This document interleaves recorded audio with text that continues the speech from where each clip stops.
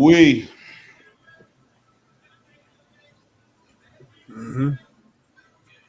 Ooh. That coffee hitting different. Ooh, that's what I need right now. What you got? Black, 3 sugars? No, I ain't gonna lie. I put a little creamer in it today. Oh, okay. A little bit on that shoulders, that little bit of creamer. Man, I always have to. I add milk. I add milk, bro. Yeah. Cream be messing with my stomach, man. And it's fattening, so I had to slow What's down. good? We in the building. Yes, sir. Whoop. Oh, What's we up, gonna talk about it tonight. King? We're gonna have a good time tonight, guys. We're gonna have a good time tonight. What's good, Bradley 68? Oh, there he is. What's up, Bradley? Salute Chris. Salute Stop Motion MMA. Okay. Salute G-Man King in the building.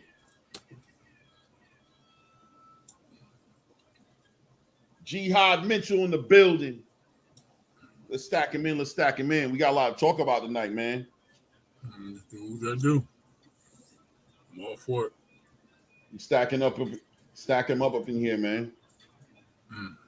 Let's get to it. Oh, we got 9 in the building. Please remember to hit the likes. Hit the thumbs up for your boy when y'all come in the building. Salute. ATP Combat Media, the community's in the building. We will be creeping in, I'm sure, as the show goes on. Salute for Ray Davis. What's going on with you, Ray? Nothing much, Clay. Nothing much. Finishing up school. Classwork time. About to go into my into the work field. You know what I mean? Get my hours in.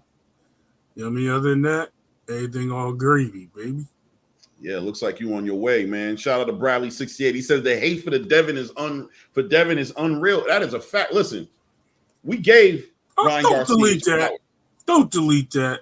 Yeah, don't delete that, Bradley. Don't do that, Bradley. You knew I was going to screenshot it, Clay. That's what it was. Caught me slipping. I was going to screenshot it. He caught me slipping. He was fast with that. Jesus. Yeah, he was. Yeah, we still got you here. We got you here on the StreamYard chat. You still here. You weren't able to race it from there. But listen, man, we gave Ryan Garcia his flowers. You know what I mean? We gave him his flowers. You know, Devin Haney signed up for what he signed up for. He understood, you know, but we got to talk about it a little deeper now. We can get past all the flowers now. There you go. Ooh, there you go, Bradley. Even better. Salute for Bradley 68 for putting it back up. Salute Bradley 68 for putting it back up. No, we gave him his flowers, man. We gave Ryan Garcia his flowers, and he can have the flowers. You know, we're not taking away the flowers, but tonight we talk about the other side of the coin, right? You know, we got to talk about the other side of the coin. You know, the night the fight went down, you got to give the victor his flowers. You know what I'm saying? Right. Devin Haney signed the contract, said I'll be okay with the 143 and some change. Shoot me my munions, give me my monies. We could do it. He dared to be great, fell short. Looked a little lethargic, got clipped real early, right? He got clipped real early, Bambi legs very early. And shout out to Devin Haney for making it 12 rounds. You know what I mean? However he had to do to make it through. But the whole industry's flipped out. Everybody's mad at Devin. Everybody's using this opportunity to get at Bill, right? Bill talked a lot, and they went for it. Right. I know. Bill and his son fighting the ring, depleted. Bill's not a good dad. Bill should have pulled Devin out of the match. That's his son. Salute Andrew Charles in the building. Salute LeBron Jones. Salute the LeBron Jones in the building. Salute. Right? Bill's a horrible dad, right? So Ryan Garcia did an interview this morning with PBD. Big podcast. Shout out to the Patrick Ben David podcast. I love that. It's one of my favorite podcasts. I watch him. He tells all the news. You know, Ryan went on a huge podcast today, you know, feeling himself. God bless him. It's his time. His victory lap. Henry Garcia's on podcast. Shout out to Mill City. He's doing his victory lap. He's calling out Bill Haney. He's pointing his finger out there. I told you so. I told you so. I told you so. I told you so to everybody. And to compound matters, they say they're not giving Devin Haney a rematch, y'all.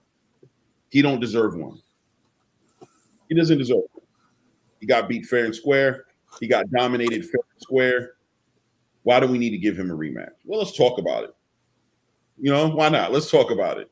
Maybe at the end of this conversation, Ray Davis, we'll come to the conclusion he doesn't deserve one either. Maybe. You never know. Right now, you never know, right? Maybe he doesn't deserve one. Right? I don't know. Let's talk about it. Said, what? He said, what? TR, you won your debate, bro.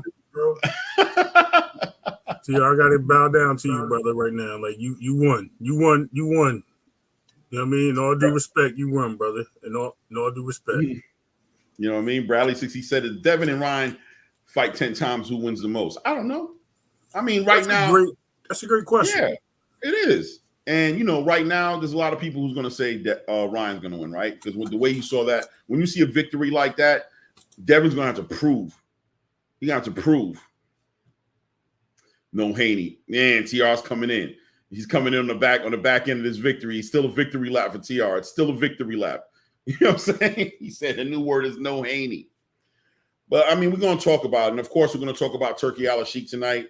I want to talk about Turki. I think Turki's doing great things. If you guys ain't heard, supposedly there's negotiations going on, obviously, for Terrence Crawford and Israel Madrimov. But also, news came in today that Virgil Ortiz and Tim Tszyu for the Los Angeles card, for the undercard. Turki's trying to build his American card. Virgil Ortiz, if you guys have been asking questions of what he's been up to, but that's what he might have been up to. Turki talking to everybody. You're right, G-Man King. They said Turki was bad for boxing. That's what I heard. But it ain't true. You know what I'm saying? You know what I'm saying? It ain't true. They said Turki was bad for boxing, baby. They said he wasn't a prince. Where he gonna get the money from? He's a YouTuber. You know what I'm saying? You know what I'm saying? They said Turki only making fights in Saudi Arabia. If you ain't willing to go to Saudi Arabia, what the hell are you talking to Turki Al-Sheikh for? That's what they said. You can make more money in America. That's what they said. You know what I mean? We said, listen, Turki want to make the big fights, and he's going to pay these fighters the most money they ever got paid. And they said, what? I don't know. LeBron said that's when it was outside of America. It doesn't matter. Hey, maybe, but I think at the end of the day, the trajectory of Turki Al-Sheikh was clear very early in the game. The possibilities of where Turki Al-Sheikh was heading was clear in the game. At the end of the day, we can all be honest and say if he's going to start something like this, he's going to start in his city of Riyadh. But I don't think it was so far-fetched. And hindsight says it wasn't far-fetched that he'd be in Saudi Arabia. But we'll talk about that in a minute. Right now, let's get back to Devin Haney. Let's close this out because, like I said, we gave Ryan Garcia his flowers. Right. We all were humble. I admit I thought Devin Haney was going to win the fight. I thought Ryan Garcia wasn't taking the fight seriously.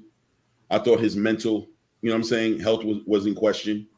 I thought he was focusing on the wrong things and not focusing on the fight. I thought Devin Haney was the focused professional boxer who was going to come in there and make that difference. And look, eat my crow. I was wrong. Ryan Garcia put on a hell of a fight, almost stopped Devin Haney. I thought he was going to stop Devin Haney at the points in the fight. I thought, he's about to go. He's about to go.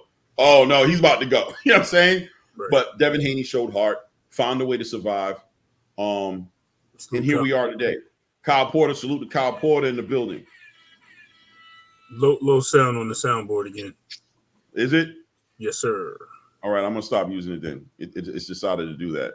You know what I mean? Okay. You know what? Let me try one thing real quick. Bear with me, guys. You can talk to him. No problem. Yeah, no, absolutely. And I agree with you, Clay, on some things. But, I never had any doubts that he would win.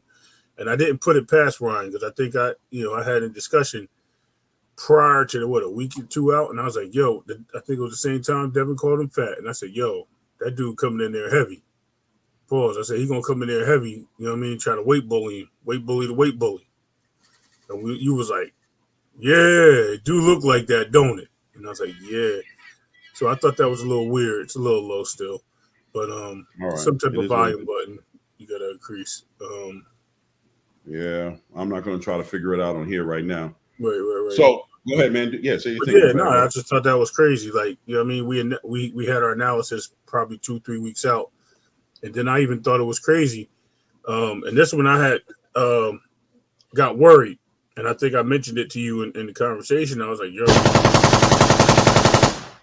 we back. I don't know what you did, but you did it. I don't know what you did, but you did it. Boom, boom, boom, boom, boom. You the winner. You the champ. You know what I'm saying? You the champ." So let's get it. When I knew that, I knew he wasn't going to come in on weight. I knew that. I think we had discussed that privately, and then I also said when he gave him the mush on the roof, I was like, yo, he's serious with it, bro. And they literally was about the same size then, believe it or not. They was about the same size. So right. then that weight cut after that, bro, and they showed the little, you know what I mean, I forgot what you call it. Jeez, I can't speak. But when they do their showmanship in the ring and they do their little last show media workout, thank you. They do their little media workout. Everybody was like, "Yo, he looks small, like he looks sunken in." And I was like, "Did he?" I missed it. I was in class, so I started seeing some of the videos. I was like, "Hey, he look decent. I mean, he look crazy." So that was probably the first steps. That was 3 days out, right? Then we get 2 days out. Then they do the little press media conference. We came in with the all black on, and I was like, "Yo, he looked tiny." And looking like Morpheus. Yeah, and I'm like, then they came in the third day doing the weigh-in. And I'm like, bro, this dude is, he doing it again. Like, the Campbell's is all over again. And Brian was like, I'm making weight, bro. And 3 pounds makes a big difference. People don't realize that 3 pounds make a big difference. Especially when you rehydrate, too. You still can rehydrate back to the weight. There it is. That was for TR. TR want the low volume horn. I got you, TR. Yeah, we can't. I ain't messing with TR right now. TR he's living in the champion's chair right now. Oh, right now he's the oracle, bro. You can't say nothing to TR. Yes, he is. He done predicted the unpredictable, bro, and stood on it from day one. You can't say nothing to TR right now. Give him respect. I got it. Look, there's a few cats on the channel that I would like to get that shout out to. They definitely called it. And I'm not going front. Right. You know what I mean? And I just didn't see it happen. I just thought the boxing would outlast the punches. You know what I mean? I seen Devin's defense was always solid. I knew he couldn't get his head off a line in certain situations, but I never knew like he would never think to keep his hands down and not expect that left, bro. And that's what it was. I think he was shocked, and I think him and his dad trying to go for the knockout, which I thought would happen by the 6th round. Eating my crow right now. You know what I mean? Right. Right. You know what I mean? I'm eating my crow because I had it wrong. And night, later. Still thought that the fight was closer than what they had it, but I'm not the judge, so the judges call it how they see it. Yeah, man. I agree with you 100%, man. I think and boxing is beautiful sport, man. Because even in defeat, I enjoyed the living daylights out that fight. You know what I'm saying? It's good. It's good to see a fight where somebody like Ryan Garcia, a performance like that. You know what I mean? A performance like that is always welcome. I wish that Devin Haney would have been, in the same mental space that Ryan was, as far as like the action and taking the chances and but I think as you guys can see on the top of the screen, the name of this segment is going to be called Identity Crisis, and we're going to talk about it. You know what I mean? Because the great fighters know who they are. They know who they are and what they can do. They know their strengths. They know their weaknesses. When they get to that big stage, they know exactly who they need to be. They bring the best version of themselves to the biggest show. But sometimes when you don't really have when you don't embrace your identity and hold it close to you and tune out all the noise on the outside, you have nights like Devin Haney had. You had nights like Deontay Wilder had, right? You have nights where you try to be somebody else and you try to please the people who've been in your ear, and you put yourself in a vulnerable position where you can be taken advantage of, and you get clipped early, and you look like Devin Haney did. You know what I mean? What did Devin Haney come into? Let's look at the buildup of this whole entire fight, right? Let's look at the buildup of this fight. The buildup of this fight was coming off the back end of a Regis Prograis fight where Devin Haney and his team was probably on their high horse. They were feeling great. They dominated Regis Prograis in a certain way to where everybody was saying, you could have stopped him. You could have stopped Regis. Why didn't you stop him? Devin himself looked over the fight and said, man, I'm looking at the fight and I'm seeing those opportunities that I had. And I know I could have taken advantage of them. But this next fight, it was like they got hyper focused. And like I said, it was round 13 of the Regis Prograis fight for Devin Haney. Mm-hmm. Now, maybe Ryan Garcia understood that. Maybe him and his team understood the fact that Devin was on this mindset. And they decided maybe to take advantage of that mindset. Or maybe just the stars aligned for them, right? But Ryan Garcia antagonizing the Haneys, and what we thought was going on deaf ears, as Bill Haney would constantly say, we know who Ryan Garcia is. We know to look out for that left hand. We're not letting him fool us. You guys are letting him fool you. We're not getting fooled. We know to take him seriously. We know to get ready for the power. We know he has he had a name for it. Irene, Good Night Irene, I think he called it. We know he got that Good Night Irene, right? And we said, okay, all right. Zab Judah said, listen, professionalism. They're not going to let this guy change their mind about what's going on in the ring. They're going to be focused and ready. Mm-hmm. But there were some weird things happening where, example, like Zab Judah would say, yo, put your money on Devin stopping him. Devin's going to stop Ryan Garcia in this fight. I said, really?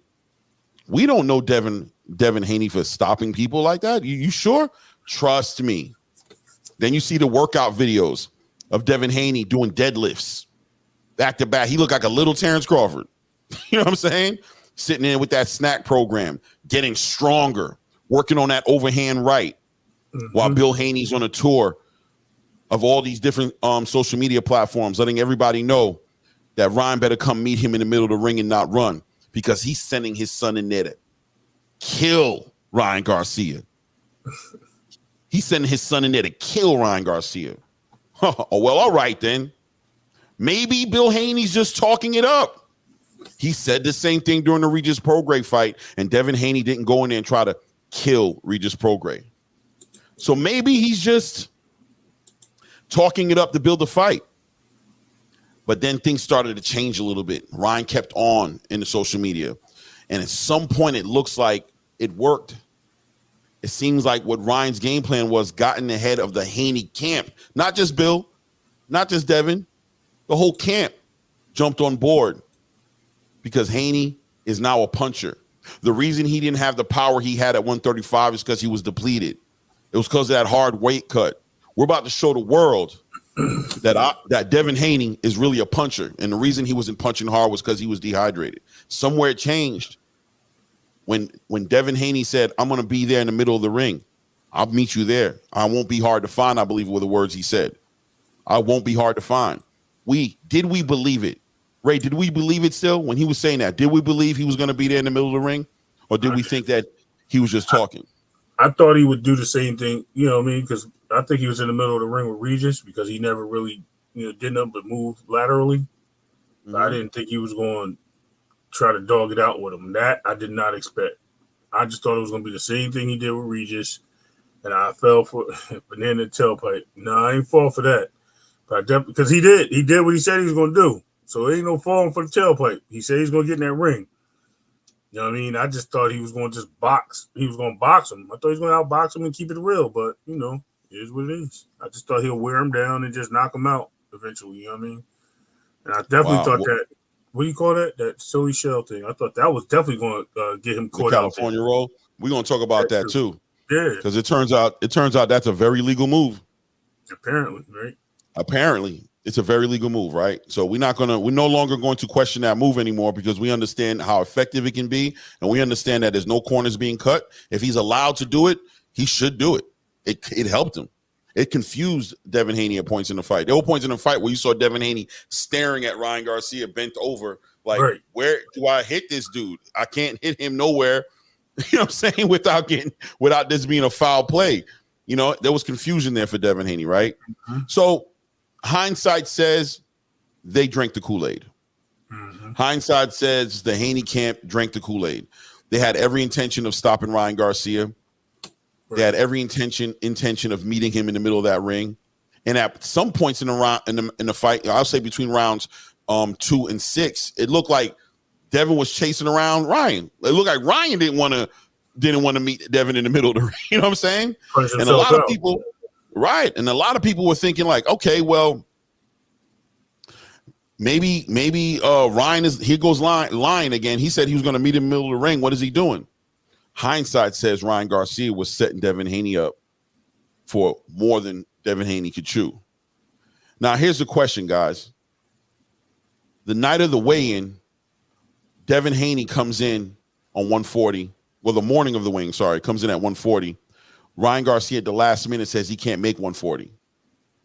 He says 143.2 was the best he could do. Mm-hmm. And Devin Haney at that point had an option. He could take it as is and take that 1.5 million, that 500,000 per pound, plus whatever penalties that the sanctioning bodies were going to put on Ryan, or he could walk away from the fight. Did Devin Haney make a mistake moving forward with this fight under those conditions? Yep. Do you think it would have made a difference if they would have set this fight up for later and they would have forced Ryan to make that 140 or renegotiated for both of them to be at a catchweight fight? Do we think that it would be different between Devin Haney and Ryan, what we saw? He said no. He still got the bag. That's not. He said that he got. Yeah, Chris Esparon. What happened is Devin Haney got the 1.5 million. One of his trainers cleared it up. He got the 1.5 million and he got the 600,000, which was a penalty. Which was a penalty. So that 1.5 million was like their little bet. It had nothing to do with the sanctioning bodies or the athletic commission. The 600,000 had to do with the athletic commission. The 1.5 million was actually just Ryan honoring the wager that they had. That's all it was. So he got 600K from the athletic commission, but he got that 1.5 million directly from Ryan Garcia. That's what Ryan Garcia paid out to him. You know what I mean? So let's see. Kyle Porter says if he ain't take the fight due to 3 pounds, dudes would have been calling him a kitty. Yeah. But let me ask you a question, Kyle Porter. Do you think that 3 pounds made a difference in this fight? Do you think that 3 pounds, you think, more importantly, let me not say the 3 pounds, right? I want you guys to understand what I'm saying.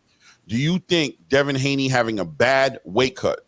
I mean, can we agree that it looked like Devin Haney did not have a pleasant weight cut for this fight? Do we agree, Ray, or no? I agree. I agree with you. Absolutely. Right. So Devin Haney did. Mm-hmm. Go ahead. So Devin Haney didn't have a good weight cut. We can say that. The raccoon eyes, the sucking in face, and we can get into why the weight cut was so horrible for him, because it looks like Devin Haney put on a lot of muscle during this camp. He did a lot of deadlifting, weight training. He looked like he was really trying to get strong. And I think the difference between him in this fight, in this camp, and the Regis Prograis fight is that muscle is a lot harder to cut weight on than like body fat and water, right? So it's safe to say that Devin Haney really was, all that weight that he lost was completely water weight. It was water weight. And he got himself down to 140 and he was still too solid. So it was a horrible weight cut for Devin Haney. Now, I go back to my question. Devin Haney, knowing he had a horrible weight cut, compound that by the fact that Ryan Garcia didn't even cut no weight almost, pretty much, right? Did they make the right decision taking this fight under those conditions? Obviously, that in hindsight, nope. But well, I mean, with hindsight, he lost. But was it that weight cut? Was that bad weight cut the reason why he lost? Or big reason why he lost? Part of it. I think that was a big part of it. I mean, you lose a lot, right? But yeah, so here's what it is. Yeah, right. I think it was a bad decision. It was a bad decision. Yeah, I agree with you. But at the end of the day, it looks like they pocket. Baby, you want baby? I didn't know that. Well, I think it was a no-lose situation for him, in my opinion, too, Clay. That's why I think he did it and went on with it, because he knew he wasn't going to lose his titles. Do that. He got the bag. He had the money. This dude did beat him. He beat him. You know what I mean? He was going to give it a shot. But ultimately, we'll continue, because I'm going to give you my reasoning for a lot of stuff. What's up, Frequent Flyer? I'm going to give you my reasoning for a lot of stuff, too. And you're going to be like, wow. You know what I mean? Yeah. Yeah. I think the weight cut was a problem for him. You know what I mean? I think he had a rough weight cut. I think he was just not able. And here's where the weight cut I think hurt Devin Haney the most at. And you guys in the chat and my co-host will let me know if you guys agree with this. But the weight cut really hurt the integrity of his body and his chin. That was the biggest thing that weight cut hurt. You know, although he didn't have that power, clearly to, you know what I'm saying, even though he caught Ryan Garcia with a good left hook in, I believe, the third round or the second or third round. Second round. Yeah, second round. Right. He caught him with a good left hook that, you know, caught Ryan Garcia's attention. More importantly, it just seems like when people are talking about Devin Haney's chinny, the way he got hit by Ryan Garcia, even though Ryan Garcia is a big puncher, it just looked like he wasn't, like his frame, his face, like he just wasn't ready to absorb heavy shots. Right. And I think that has a lot to do with the weight cut. Right. Right. I agree. So with the hindsight of you had a bad weight cut, Ryan Garcia didn't cut weight. Ryan Garcia is probably going to be the hardest puncher you've ever gotten in the ring with. Right. Was this a bad business decision? Should he have not taken that fight? He shouldn't have. In my opinion, definitely should not. I'm looking in the chat now, and you know I see a lot of people agreeing with us. But here's the deal, man. When you living in the shadow of another boxer, you know what I mean. Sometimes that pressure gets to you. Now I credit Devin for stepping up and taking the fight because Devin is daring to be great. Devin is not. He's saying he won all the smoke. He didn't win or lose. Right. He wins all the smoke. He stated that already, guys. So it wasn't like, you know what I mean, he wasn't having it in the back of his head because once one doubt of loss happens, it happens. But this is what I see. I see Tank is always in his foresight, not in his rear view.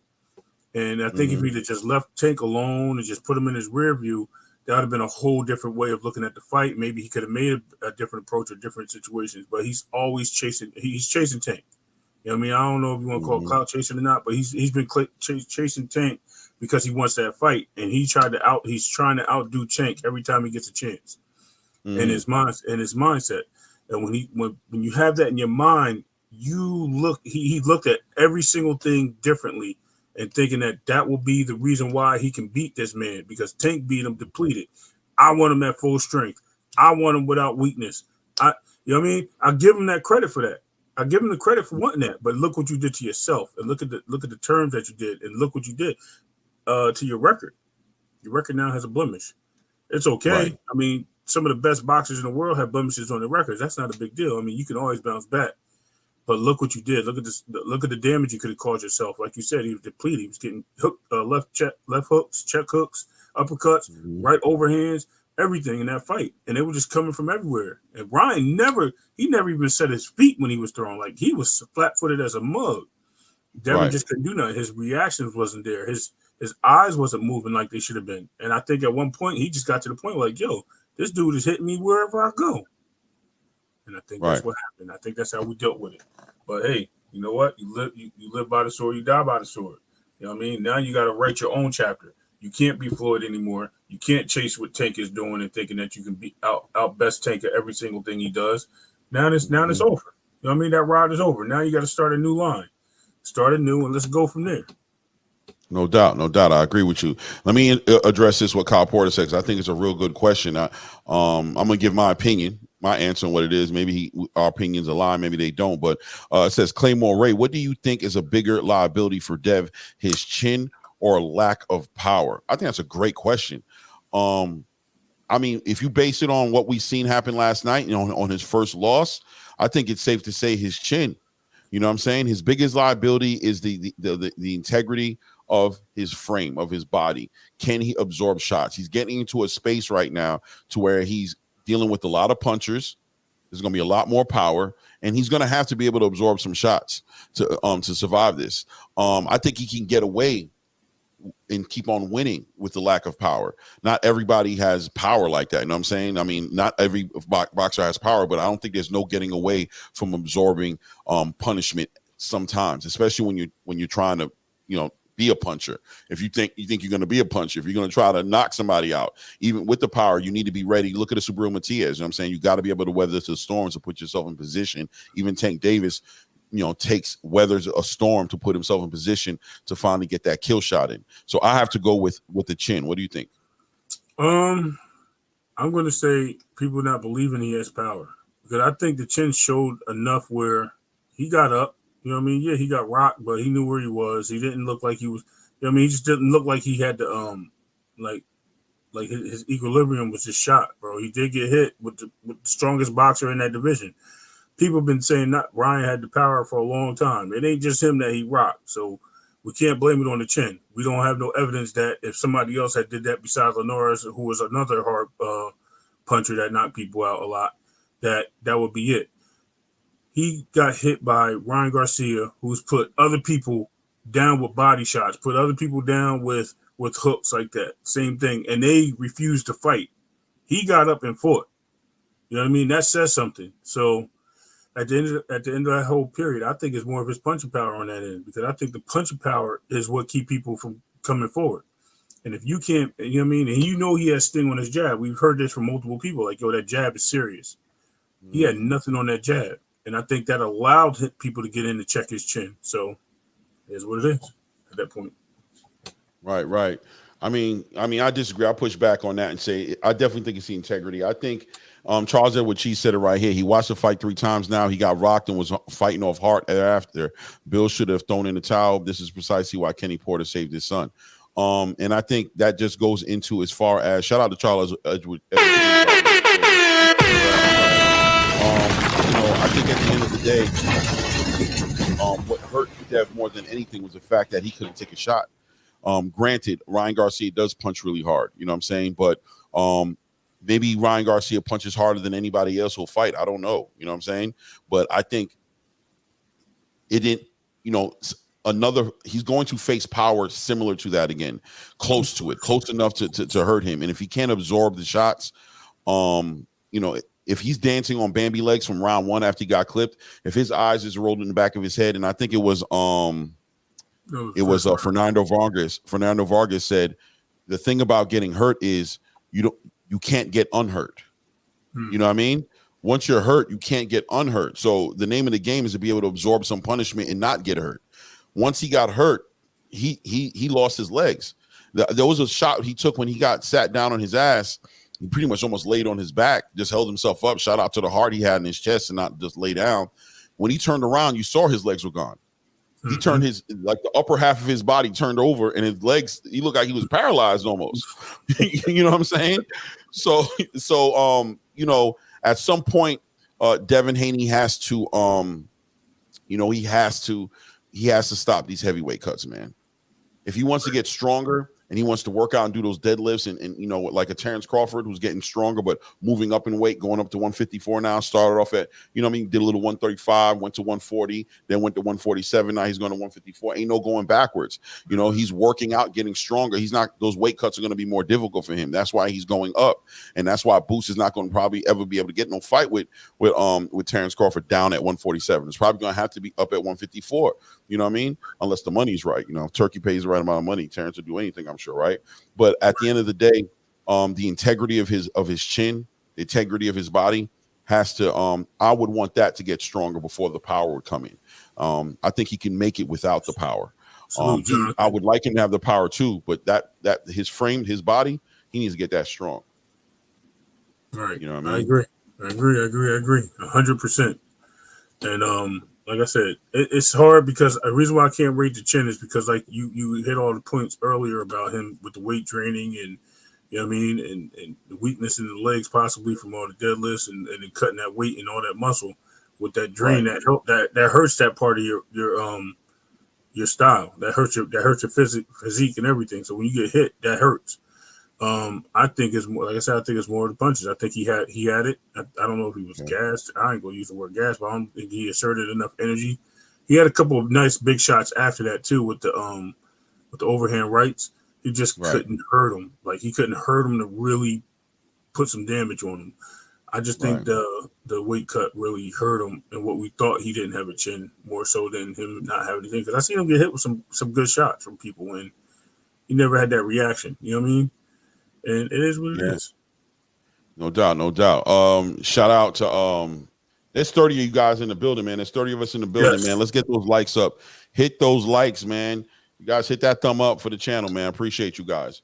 So at this point, moving forward, what's the next step? Ryan is calling out some people, but I don't know how to, this fight, he did real great in this fight, and you want to say take him seriously now, right? Because you want to say that because you didn't take him seriously, maybe, that's why we saw what we saw. So he's talking about fighting either Boots he's trying to call out Fundora, and he's down to do a catchweight fight with Isak Cruz. What do you think is next for Ryan Garcia that makes more sense? Right now, just probably Barrios. None of those guys. Barrios. Really? Yeah, I think Barrios is a good fight for him, a good stepping stone into the 147 division. Well, I don't but mean if it's out of those three guys, right. And I'm gonna say why out of those three guys, right? Because Ryan Garcia did an interview this morning. Did you see that interview he did with PBD? No.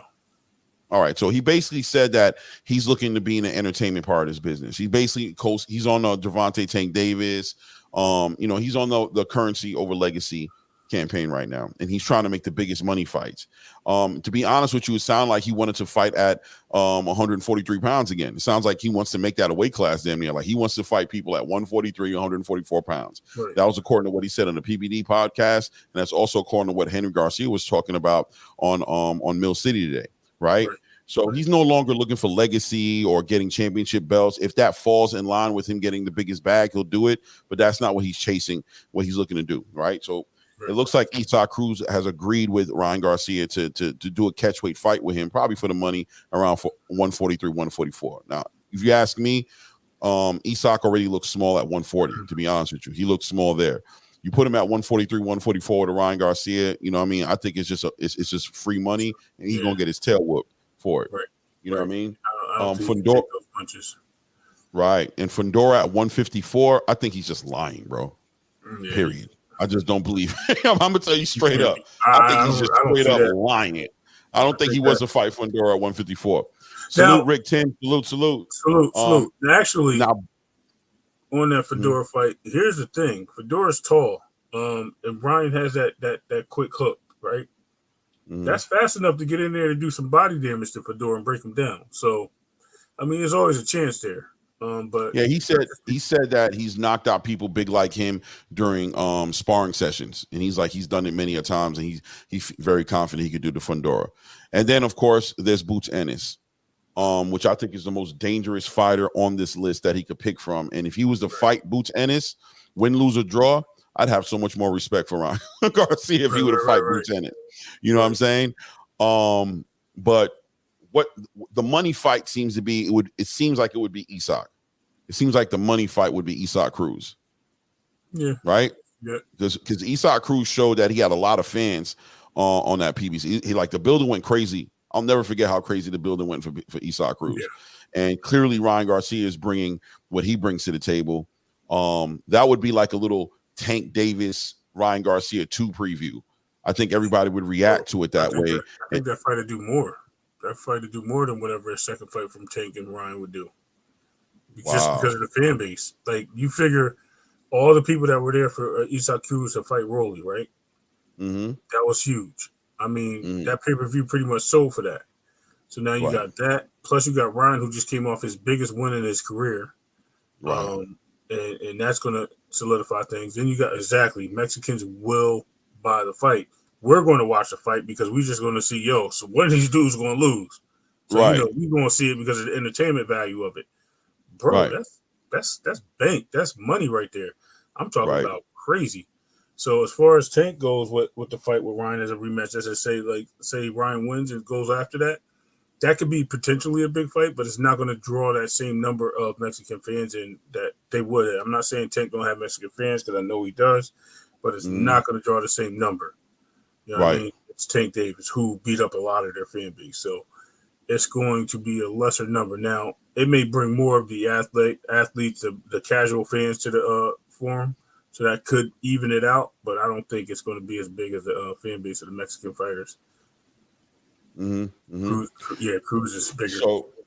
So I ain't gonna lie. If I'm saying trying to figure out what he's gonna do, he's already said him and Henry have said they don't want to give Devin the rematch. They don't think he deserves it. They feel like it was a wash and it'll just be another wash. I don't think that's the reason why they don't want the rematch. I don't think they have any problems washing Devin Haney again. I think if that was the case, they'd gladly do it for the money. You know what I'm saying? If they thought it was going to be a wash, the money still be good. Yeah, right. You got to think that if they're saying that it's a personal thing. I'm not going to go into the bag of fear and say that they're scared of Devin Haney. I'm not going to say that. but I'm going to say that, over fighting Devin Haney at this point would be a act of, you know what I'm saying, of mercy for him to give him money, and they don't have to. It doesn't seem like it's in high demand by the boxing space. If they did that, it would be for Devin Haney. And I just have this funny feeling, call it a hunch, that they're not trying to do nothing for anybody with the last name Haney. You know what I mean? When Henry Garcia spoke on the interview, it was still a lot of resentment there. It was still a lot of, you could tell that it wasn't just building up the fight. It wasn't just promo for the fight, that these families have real smoke. It might be generational smoke. Like they kids might have problems with each other, kind of like the Eubank and Conor Benn little thing going on, right? Right. So I just think legitimately, yeah, Henry is crazy. Charles Edwards, straight up, he looked like that dude at the bar who always is just talking, and you buy him drinks, and he always got some stories to tell you at the bar. Crazy. First of all, he got the chilly Bruce Lee sunglasses on, so you know he crazy all day long. If y'all don't know who Chili Bruce Lee is, y'all don't know nothing about the 70s and 80s, baby. Yeah, for sure. So it seems like legitimately the next fight for Ryan Garcia, I would probably bet on it being Esau Cruz. I think that's what we're probably going to be looking at next for Ryan Garcia. It doesn't look like he really wants to go to 147 right now, because I sent the super chat in on Mill City to ask Henry Garcia about why Ryan Garcia doesn't just go to 147, because he's basically making it clear that Ryan can't make 140, but they keep talking about doing catchweight fights at 143, 144. So, and like I said to him, that's not a weight class. Why don't you guys just pick the next weight class up and start chasing some belts? And then he went into his little whole money making. Ryan's a big star, doesn't need belts, et cetera, et cetera, et cetera. You know how that story starts to become when they don't need no belts. Celebrity boxing at that. I told you he's a celebrity boxer. That's why he was doing all the antics. He's converting to that, and it's very obvious. He's just in the pro-am circuit. That's it. You know what I mean? Ryan Garcia is no longer in the conversation for championships. He doesn't care about them. Legacy means nothing to him. He's a currency first fighter, and that's cool. You know what I mean? Make the biggest fights. You know what I'm saying? He wants to make money. Like he said, for him to make the money, he has to make great fights. He has to fight great fighters. You know what I'm saying? People that are going to give the people excitement and give him an opportunity to entertain everybody. So I still expect to see great fights from him, quality fights that I'll watch, you know what I'm saying, to watch him work. But, we have to understand how he's thinking. So him going after Boots Ennis for title contention or fighting, he's not thinking like that. It's about money for him right now. And I think one more thing to just throw off topic, Clay. One more thing to throw off topic. I might need your horns for this. Shout out to my wife. It was her birthday yesterday. You know what I mean? Ain't gonna throw her age out there, but happy birthday to my beloved wife. I ain't gonna say her name either. I was about to, but we'll say start with a C, and we'll go there. Miss Davis herself. Shout out. My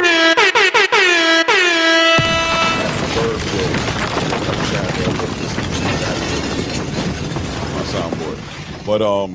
But yeah, so that's what I think it is. Now, what about Devin? What is Devin's next move, his best move? Taking into consideration that Ryan doesn't seem like he's going to get that shot with Ryan anytime soon. What's Devin's next move? I think Sandor Martin says is what it is. I think our best thing is Sandor Martin, and from there, Hitchens or Tio, then get out of the division. I think he might unify first, but I think the Hitchens fight is right there, and that'll put some fans in the seat a little bit. You know what I mean? Because they already think that, especially after Hitchens' last performance, I think that'll bring up some, some challenges like, yo, can he do this, do that? And then Tio brings a different type of fighter because he's fighting two of the same similar style fighters, one lefty, one orthodox. And then that'll bring in Tio if he can do that and secure that belt there. That's a unified belt. Move up out of the division. You know what I mean? Don't stay there and kill yourself, because I think that's what he's going to end up having to do. Boots will probably be going about it anyway. Matias can work. I don't like the Matias fight so much because I think Matias is being stalked by Regis Prograde. I'm letting y'all know now. Don't be surprised if we see Regis and Matias fighting at the end of the year. And if Regis wins, that could be another fight, because a lot of people sleep on Regis' skills. Regis has skills. I mean, I know he looked one-dimensional against Devin, but he's pretty solid. Now, the winner of that fight could probably get Devin. And then they're talking about Pitbull Cruz fighting Ryan, so that's out of the question. So where does he go? You know what I mean? That fight might not take place till January. Yeah, I mean, I think Pitbull will probably take a fight before that too. I think I could see him fighting a Barrosos or something. You know what I'm saying? Putting on a fight like that, build up his stock. Hopefully, he doesn't lose a Barroso. But ultimately, Ryan Garcia ain't gonna fight no time soon. He's just gonna fight when he feels like fighting. We're gonna drop the link soon, Latoya. Just give us a minute. No doubt, no doubt. Charles Edward Chi says, does Ryan Pitbull make more money than Ryan and Tio? Yes. Tio, first of all, I'll tell you why. Tio Central American. He doesn't really get the love from the Mexican fan base, even though he's Latino. And not even the Puerto Rican fan base kind of the Puerto Rican fan base don't even rock with him, especially after what he said in the Dominican fan base, what he said about Jermaine Ortiz and all that. So that hurt his stock. You know what I mean? We as blacks, we watch boxing, but he even kicked us in the balls a little bit too, even though that he's saying his dad is half black and his mom is full black. He like, yeah, I'm black, yeah, waist down, like all the shots he be taking about that. But it is what it is, man. At the end of the day, we'll see what happens, man. Like we can't predict anything. We can only assume. You know what I mean? We're just playing our cards right now and seeing how the poker hand turns out. Yeah. I think I agree with Ray. I think Ryan Pitbull makes way more money than Ryan Tio. I don't think Tio's done enough. Tio is somewhat of he's an accomplished fighter, but a lot of the time that he should have been spent fighting, in my opinion, and building himself up, he was more boasting his own value up, speaking about like how he's a big pay-per-view star. And the reality is he never did a pay-per-view, right? Even with was Jermaine Ortiz a pay-per-view? I don't think it was, right? Yeah, it wasn't. So, he hasn't really built his value up because of the lack of activity from him. And from what I understand, according to Eddie Hearn, he's a very difficult person to negotiate with. So not only who's going to make more money, but who's going to be easier to negotiate with? If Ryan goes into negotiation with Teofimo Lopez, what kind of negotiation is that going to look like? Because you already know Ryan understands that he's the A side and he's the facing king of boxing right now, as far as he's concerned. He's not giving Tio anything more than he'd probably give Isak more than he'd give Tio. Who knows? Right. Tio's just going to make it a difficult, long, drawn out negotiation. And with Isak Cruz, he's a humble guy who's going to take what he can get. As long as it's something decent, he's going to take it. It's a big show, and he brings that Mexican fan base as well as Ryan Garcia's fan base, who's not just Mexican. He's just internationally loved. The females love him. He got all those followers on social media. He brings that. Him and Isak make more sense for the money. Right. Him and Isak make more sense for the money. You know what I mean? But as far as Devin is concerned, so you feeling like Sandor Martin, go ahead and take that fight, right? Mm-hmm. Do that. Defend the title. No doubt, Charles. No doubt. Do that fight with Sandor Martin. But let me ask you this. Should he really be sitting there should he be looking to move out of the 140 division anytime soon? Like, should he still be looking to look to be undisputed at 140 and fight the Sabril Matias's, the Teofimos, the Isak Cruzes? Why not? Because I think he could still make natural weight cuts. I just think the weight cut he did was just crazy. I just think the way he went about it before was different. You know what I mean? Mm-hmm. But like I told you, he did that in 3 days. We seen him on the Empire State Building. You know what I mean? At the Lookout. Mm-hmm. And then the next day he was shrunken. The next day he was even shrunken more. Then the weigh-in, he looked crazy. You know what I mean? Like, he has to shrink that weight better. He has to do it more natural, and he has to do better. I think, like I said, what he did with Regis was a little better. You know what I mean? He didn't look like that. I mean, he did look a little small, but he didn't look like a skeleton. So he's going to have to move up to 147 eventually, but why not go get a unification at the division? If you can. Stick around, get a unification, jump up, you know what I mean? Get that WBO that solidifies whoever that champion is up at the next level. Or if it's open and vacant, you get that shot. You know what I mean? No matter who it is. So at least it puts him in position. Win, lose, or draw, he gets to move up and get a title. Right. What about as far as there's a lot of news going on? Well, there's a lot of talking going on in the boxing space about Bill Haney's role that he played in Devin Haney's demise, right? As far as coaching, even, you know what I'm saying? Obviously, in the business side of the game, some people say it seems like as the money got bigger and the show got bigger, it seems like Bill's business acumen kind of went out the door, and he just became hyper focused on making this statement with his son. People are blaming him for accepting the fight even. But more importantly, it seems like people are blaming Bill for Devin's inability to adjust in the ring. They felt like he wasn't adjusting, that he just kept coming back to the middle of the ring. He kept on using the same game plan and basically just made it easier than it needed to be for Ryan Garcia to connect with that left hook. He wasn't telling him to put up his right hand. You know what I'm saying? He wasn't telling him to adjust or to not chase him down anymore. So what do you think about the idea of Bill Haney's role in that corner? Does he need to be replaced? Do we add something to it? Does his camp need to change? Is there something that Bill is at this point? Has Bill taken Devin as far as he can take him and he needs to pass him along? Or was just a fluke? You know what I mean? Just a horrible, It's a moment. It's a moment. We can't write everything off when a guy got you to 31-0. Let's look at that first, right? We can talk about the little 8 fights in between, you know what I mean? His first 16 fights and the 8 fights he did in Mexico, and those were washes and those were nobodies. Everybody starts off that way fighting, you know what I mean, 6 and 8 round fights and taking on nobodies. Everyone. So we can throw that in the garbage. He still was 31-0 at the end of the day, and he fought some legitimate opponents. And the last few opponents were champions or former champions at some point in their careers. So that says something. You know what I mean? He beat them hands down. He beat a lot of these guys. Now the Loma one was a tight fight. You know what I mean? It was a little tighter than what it should have been. I did have the victory 7-5, round wise, but it is what it is. I wasn't doing it because I support Devin or anything like that. That's how I seen the fight. I actually had it closer than that because I think it was a couple of rounds or swing rounds. But regardless, I still have it 7-5 with most people.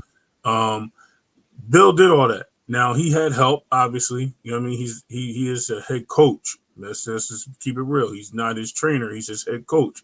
So he's a guy. There is a difference. So the head coach is the guy that actually just talks to you in the ring or builds you up. He does have trainers. His trainers are the guys that are there that are training him daily. Now, the head coach is also like the head trainer, but you know what I mean, however you want to say it. But he's not literally the guy in the ring all the time training Devin, telling him what to do. He just said, yo, I see you, stick, hit, stick. Like those things work. You know what I mean? That's just a message that you're delivering. As far as him being the head coach, yeah, he should probably continue to do that, but he needs to be on the game plan with his team. So his team knows where they see things. They need to talk and discuss things with his trainers that he has outside the ring, because a lot of that stuff, bro, can go one way or another. And I think that's what happened. I think he was trying to get him to use the stick, right? He was telling him, yo, use the stick. Then the brick. And I was like, bro, why are you telling this dude to use the brick? He's gonna get killed. You just seen him get walloped in the first round. He told him to use the stick. He told him to use the stick, and that fight changed a little bit. Then we started telling him to use the brick. It went back to where it was. So, you know what I mean? Everybody makes mistakes, man. And I think, you know, if you keep failing, then you got to give up. You know what I mean? I always believe there's a better chance of failing. He failed once. Hopefully he doesn't fail again. And if he does, he does. But there's other people that should be in the works for Devin. Devin definitely does need a real good trainer to work on some things. I think his head movement's always been a similar thing where he doesn't get off the line enough. But his defense has always been there. He's always been able to fight off the back foot and adjust. But it is what it is, man. We gotta. Right.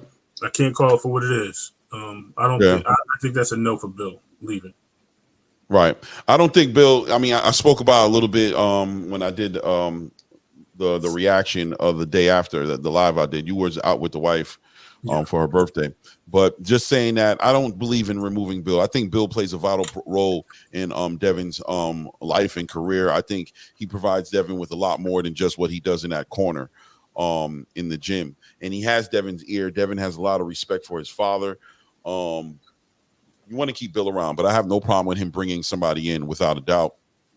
I think they need to acknowledge what they saw against Ryan, and they need to acknowledge what they've seen before with Devin in other fights. Like they've seen glimpses of what happened with Ryan Garcia. You've seen him kind of like show some.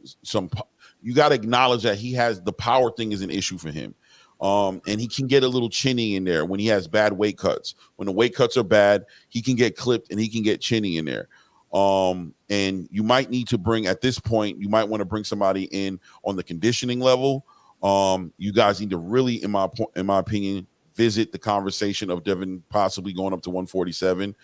Visit it. You don't have to do it, but I think you need to visit that conversation and be like, listen, is he just not strong enough physically to absorb and deal with the punishment that can be given to him without him being properly replenished, properly, I'm saying, coming back off the weight cut and not gaining 25 pounds, 30 pounds the next day. Like, he should just be gaining back like 10 to 15 pounds like a normal person, you know what I'm saying, who's cutting weight.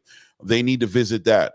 So they definitely need to add some different elements to the camp, to the team, to kind of start addressing the things that they're seeing that is just there. Like, we just know these things are there.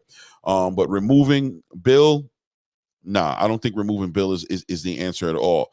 Let me read this Charles Edward Cheese thing here. He said, I mean, imagine looking at your son in the face during the whole swollen face and all. It's always easier to be mad at dad, but now he looked out for you than to wonder why he let this happen. Yeah, I agree with you. And that's also another thing, right? Bill kind of let Devin take it a little bit, right? Pause. He let him take a little bit of abuse in there. And maybe that's because Bill knows his son. Sometimes your child, and he probably knows the heart of Devin. He probably knows Devin didn't want to stop, and that Devin had the heart to, maybe he believed in Devin's ability to have the heart to change the trajectory of the fight. Or maybe he was believing in Devin Haney's power still being there, and he just wanted to give him a chance to win, and he didn't want to take it away from him. I don't know. Or maybe he just got money hungry and greedy, and he just wanted, he just wanted more for Devin to win the fight more than actually protect his son.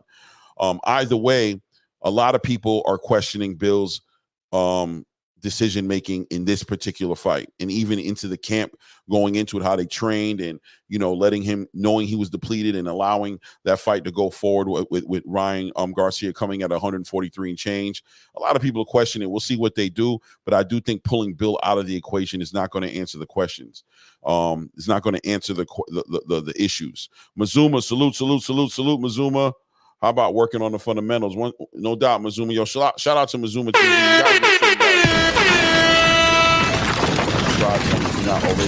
That is my guy right there. And I agree with you. How about working on the fundamentals? Mazuma, you're right, bro. It went out the window. The fundamentals went out the window, and they got too hyper-focused on stopping this man. They got too hyper-focused on doing that, bro. 100%, I agree with you. How about working on those fundamentals? Can JR spot get a wrench? Yes, he can. Yeah, he should have been got one. I'll be honest with you. He should have been got one. There you go. Salute, Mazuma. Let's see here. What does it say? Hold on. Carlos Sanchez says, I know why Devin lost Claymore. Yeah, because he got punched in the face. But why do you think he got punched in the face a lot, bro? He got clipped. I don't know. Okay, no doubt, Mazuma. Hold on a second. I'm going to throw the link up there, but I ain't going to lie to you guys. Not everybody coming up here, but I'm going to let Mazuma up here because he family, you know what I'm saying? He really like a low key. He like a quiet co-host. You know what I'm saying? Whenever he comes up, he gets to come up here. You know what I'm saying? He lost because any fighter that LDBC get behind, they lose. Oh, God, Carlos Sanchez. Oh, God, yeah, we bro. don't. They ain't doing that. Yeah, bro. Touching salute that, who rich. Salute who rich in the building. You know what I'm saying? That's funny, though. You know what I'm saying? We ain't co-signing that, bro. I ain't co-signing that, dog. Yeah, that's funny. But I hear you, Carlos Sanchez. Listen, man. Listen. You know what's so funny? While Mark is getting it together and getting himself up here, you know what's hilarious? What I went through today, bro, or yesterday. I'm going to talk a little bit about our conversation a little bit earlier. I'm not going to say no names. Don't have from the smoke when your fighter gets beat up. Wait, Claymore, you and Ray don't have or don't hide from the smoke when your fighter gets beat up. Nah, bro. You know what I'm saying? Nah. There's no reason to do that, bro. Look, at the end of the day, I caught some heat, right? So people were upset with me. A person was actually upset with me about my position on the Ryan Garcia Devin Haney fight, right? They felt like Devin Haney is our fighter. They felt like, quote him, most channels have a fighter that they back, and they back their fighter no matter what. Ladies and gentlemen, I want to make it clear to you guys, and I want you guys to understand something about this channel right now. Remember this moment when I'm telling you this, because it will come back up again. And you guys remember that Claymore Rain and Ray Davis sat here on the soapbox and told you guys, we don't got no fighter, bro. When it comes to this boxing, analyzing this boxing, talking about this boxing, you know what I'm saying? Calling these fights the way we see these fights happening, we ain't got no boxer, bro. Right. Shout out to Devin Haney. Shout out to Tank Davis. Shout out to Terrence Crawford. Shout out to Errol Spence. Shout out to Ryan Garcia. Shout out to all the fighters in the game. Shout out to Tio. Shout out to Subriel Matias. Shout out to Isak Cruz. Blah, blah, blah. Shout out to Turki. Shout out to Tyson Fury. Shout out to Anthony Joshua. Shout out to Deontay Wilder. Shout out to all those guys, bro. We're fans of boxing, bro. We're boxing fans, and we talk about boxing here. We don't have no fighter to the point to when he loses that we're sitting here acting like he didn't lose, or he had some weird reason for losing. We're going to call it how it is. And the idea that people would sit here and say every channel has a boxer that they're backing. That's exactly the damn problem with this space today. Saying that so boldly as if you're hanging your hat on that, as if there's some honor in that, and that's some code. That's something that a lot of people think is like the Illuminati. They don't want to believe that exists. But I think we all understand that exists, right? That these channels are hyper focused on one boxer, hyper fanboying one boxer, riding a boxer's private pieces into the sunset.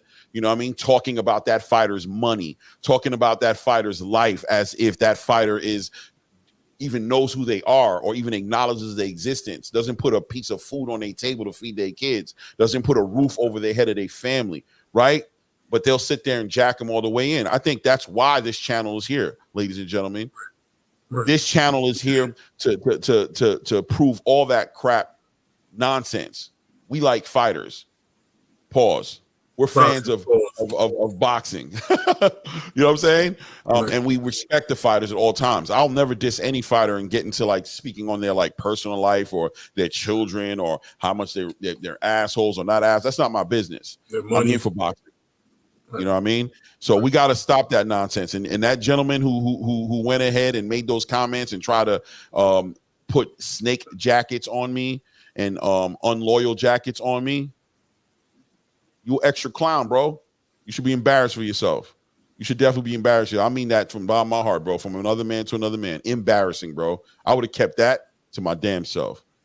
Salute to Mark Mazuma in the building. Salute, Mark. Shout out to your father. Send him my love. You know what I'm saying?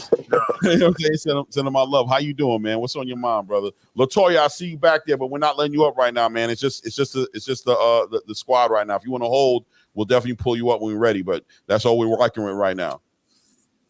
I'm maintaining, my brother. How y'all doing, man? What's up? What's up? Good, man. We good. Man, we doing good, man. Out here trying to make this boxing space into get some boxing fans back in the building. Right. You know what I'm saying? Stop all these one fighter fan, you know what I'm saying? Guys in the building. You know what I mean? What's good? What's on your mind? What do you think of the fight, though? I know you did it live. I was watching it a little bit with you. I saw you looked like you had a little squad in the crib, and y'all was watching the fight. They had catching the fight. You know what I mean? Yeah. I had the mob in here, man. We was in here just kicking it. You know what I mean? Did like a little live fight party or whatever, man. And that shit was an amazing fight, bro. You asking me what I think about the fight? Well, yeah, just walking away from the fight. I mean, well, first of all, going into the fight, what were you expecting? What did you think? What were you what you know what I mean? Going into it, how did you feel about it? How confident were you? Like, where was your mind at going into the fight, man? Well, it is shit. What I thought and what actually happened, it didn't go together. You know what I'm saying? I think that I think that applied to I think that applies to a lot of people as well. I didn't see many people coming out and saying that Ryan Garcia was gonna do what he did to Devin Haney. There was some people that believed that he had the ability to knock him out, but the way that he was able to convincingly win the fight and win a decision, I don't think people really anticipated that, in all honesty. You know what I mean? I think the consensus was if there was a knockout, you know what I mean, Ryan Garcia might have took that. And if it went to the cards, you know, Devin Haney might have gotten that. But, you know, it turns out we were all wrong, in all honesty. And Ryan Garcia, you know, he could have got the stoppage, in all honesty. I thought he could have got it if he was, like, in a little bit better shape. You know what I mean? I think that a big portion of why he wasn't able to get the stoppage was because he didn't trust his conditioning. You know what I mean? It was a lot of rounds that he had gave up because it looked like he was just getting his wind back together. You know what I mean? That's just my overall take. That's what I'm assuming based off of how the way he was performing. He wasn't in the best shape, and maybe it was because he had overtrained trying to get that weight off, or whatever the situation may be. Whatever the situation may be, you know what I mean. A lot of people think that him missing weight was calculated or whatever that is, but I don't think it was calculated at all. I think that he was actually trying to make the weight and he wasn't able to. I don't think. I think that he's playing it off as if like it was a calculated thing because it makes him look good at the end of the day. Oh, it paid off. Oh, he's the genius. So he's taking on the genius label. You know what I mean? But I think that wasn't calculated at all, man. I think it just ended up working in his favor. You know what I mean? Because he came in 143 against Oscar Duarte. You know what I mean? And he didn't say that was a calculated move. He switched up the weight last minute because he couldn't make the 140-pound weight limit. You know what I mean? So same thing happened with Devin Haney. Devin Haney and his team knew that already, which is why they put that bet in place. You know what I mean? Mhm. So I don't think it was really a factor of him, missing weight purposely. I just think that he can't get down there no more. You know what I mean? That they both some big kids, man. Like I'm surprised Devin Haney made the weight on the money. You know what I mean? They some big kids and they rehydrate pretty heavy, but once they get in their late 20s like myself, it gets a little bit harder and harder. You know what I Mhm. mean? To get away with those weight cuts.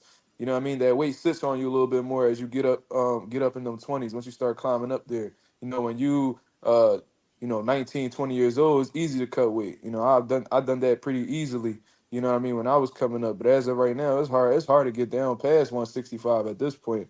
Shit, and and this And is still coming be from like, it still be worth anything, right? Like you might be able to get down there, but you just probably a shell of yourself, like just a shell of exactly yourself, like a friend. You'd be useless, facts. physically at that point. I agree with you. I ain't gonna lie to you. I do think it was calculated. You know what I'm saying? I think there was an understanding before the weigh-in that he wasn't going to make it to 140. I'm not going to say I'll say it like this. I won't say I think he planned it from day one, even though there are arguments to say that he might have. But I think well before that weigh-in, he could have communicated, you know what I'm saying? The what he wanted to do, which was he didn't want to go down to 140. Even if he was trying to make it a 140, he didn't want to go down there. And I thought it was just it was a chess move. And I think as long as Devin Haney, like you said, he recognized this guy isn't going to make the weight. He took that into consideration. He signed a contract to make the fight happen.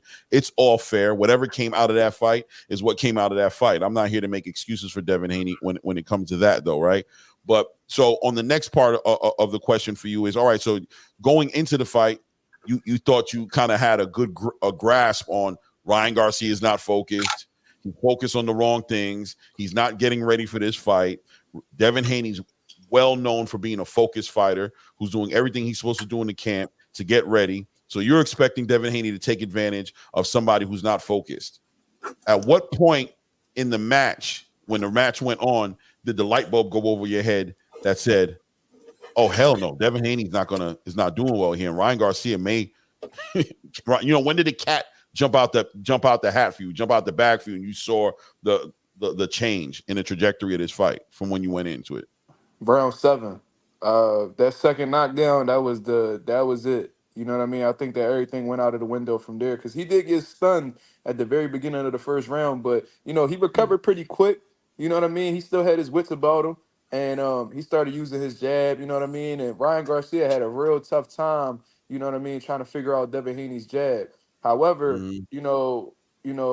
and I thought that he was winning a lot of the rounds. I thought that he won mostly every round that he didn't get knocked out in all honesty.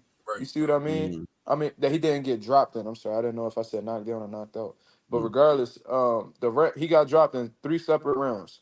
You feel me? And besides those rounds, I feel like Devin Haney was doing everything. I thought he did enough to win those other rounds. It's just that when you lose 6 points in a 12-round bout, it's very hard to come back from that. It was like when Marquez fought Pacquiao. You know what I mean? That Mm-hmm. one time, he had got dropped 3 times by Pacquiao, and won the other rounds that he didn't get knocked down in, and he, best case scenario, he got a draw. You feel what I mean? So it's Mm-hmm. very hard to come back in a 12-round bout when you got knocked down 3 times. You know what I mean? But that 7th round, that knockdown was an ugly knockdown. Like I was surprised that Devin Haney had actually gotten up for that. When he was trying to Mm-hmm. get up, and he was like on like his face or whatever. I thought he wasn't gonna get up in all honesty. You know what I mean? But Right. somehow, some way, he made it up, and he found a way to get through that round. Surprisingly, I thought it was over after that, but seemed like Devin Haney, you know what I mean, it was hard for him to bounce back. You know what I mean? After that knockdown, it just seemed like everything went downhill from there. You know what I mean? So I thought that he had it in the bag, you know, from after the first round, you know, the second, third, fourth, and all that. He was doing his thing. And then once that bomb landed in round 7, it was like it's not really looking good anymore. You know what I mean? It Right. didn't seem like he recovered like he did in the first round. You feel me? So, you know, that's what I think. I think you're right. I felt the same way, but then when I seen him come back out in the 8th and he started putting on the show again, you know what I mean? I think he kind of kept Ryan at bay. Even though Ryan came out throwing punches in the 8th and 9th round, he still didn't. Devin still, I think, controlled those 2 rounds, in my opinion. Then that next round, which is 10th round, he went down again. And when that happened, I was like, okay, this dude, you need to figure this out. And it looked like at that point, I think that was a body shot too, right? I think that was the one with the body shot when he dropped his hands down low at that point. He was holding his hands like this and he was leaving his whole face exposed. And Ryan was just teeing off at that point. Because Ryan was like, yo, this dude, I hurt this dude to the body now. And Devin was like, yo, I can't protect myself against this guy. That's when I thought that it was in his mind where he was like, I got to figure this guy out. I need to think about what I'm doing. I'm not fighting the fight I'm supposed to fight, and this guy is stronger than what I thought he was, and I don't know what to do. I don't know where to turn to. I thought it was the 10th round when it actually happened. I thought he was shocked in the 7th round, and he knew he had to hold on for dear life, not to lose that fight, lose at that point. But it is what it is. Fellas, let me go ahead and read this what Sonny Augustine said. And you guys tell me what you think about it. By the way, salute frequent.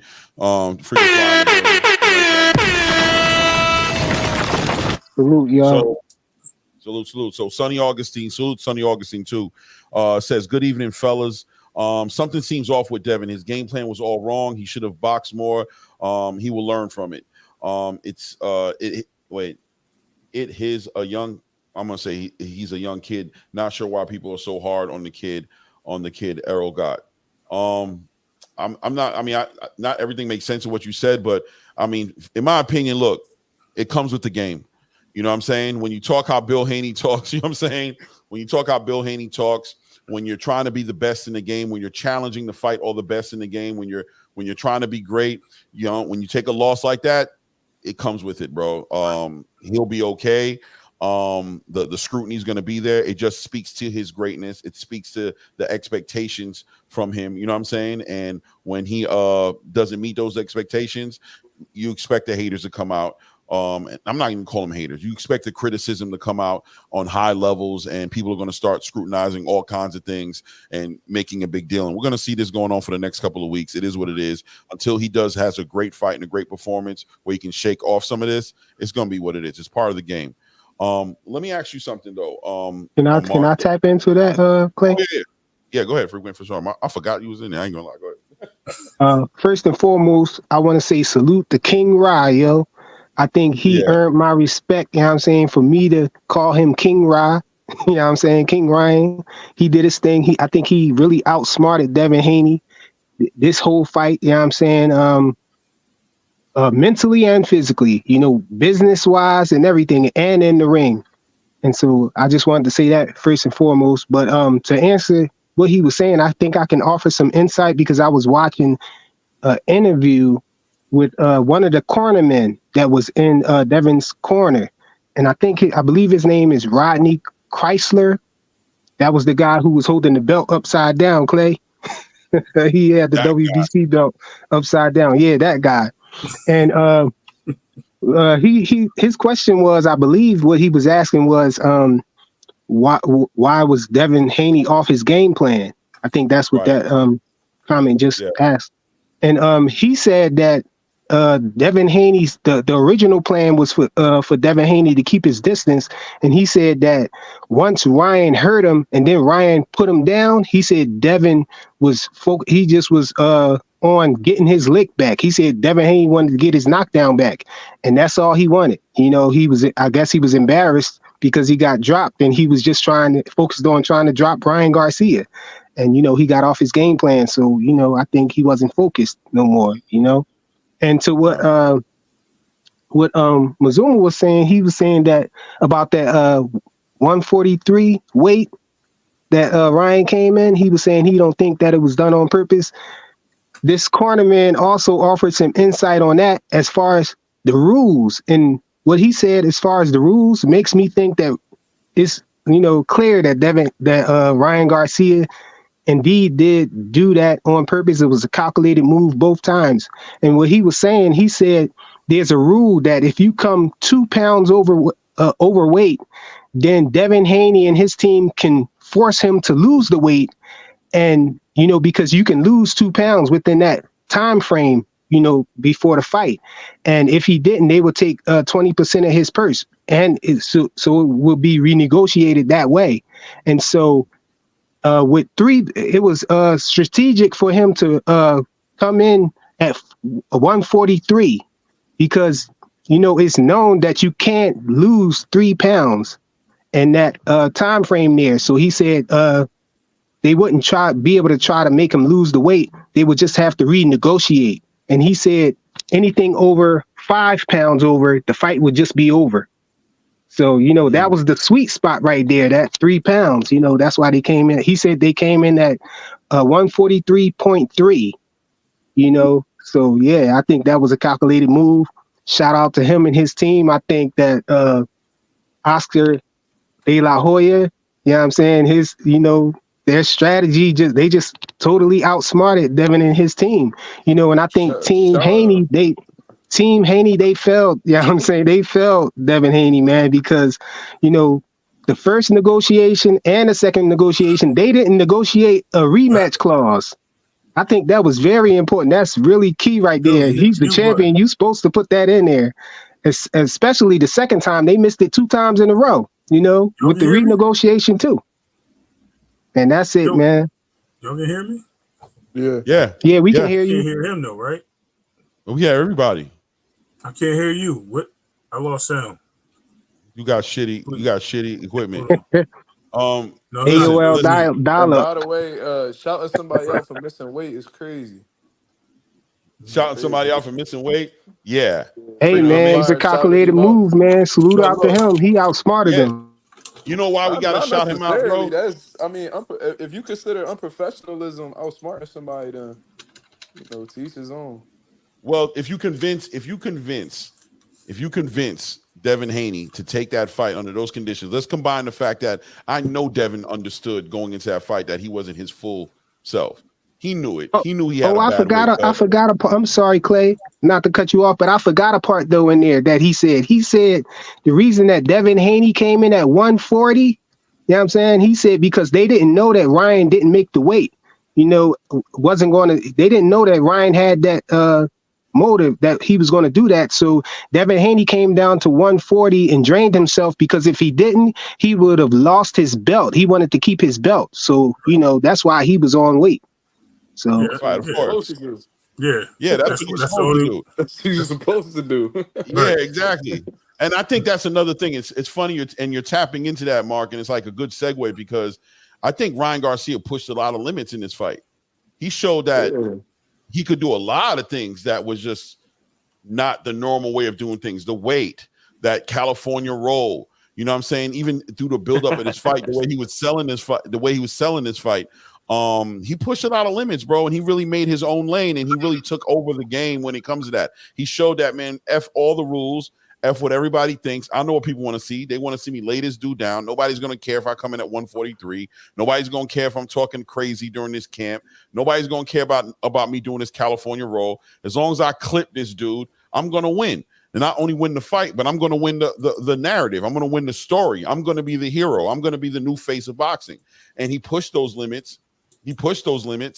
And he showed the world that it didn't matter. And yes, staying inside of the parameters of being on weight, being professional, being respectful, we held that. But once again, Ryan Garcia is showing that there's a new era of boxing here.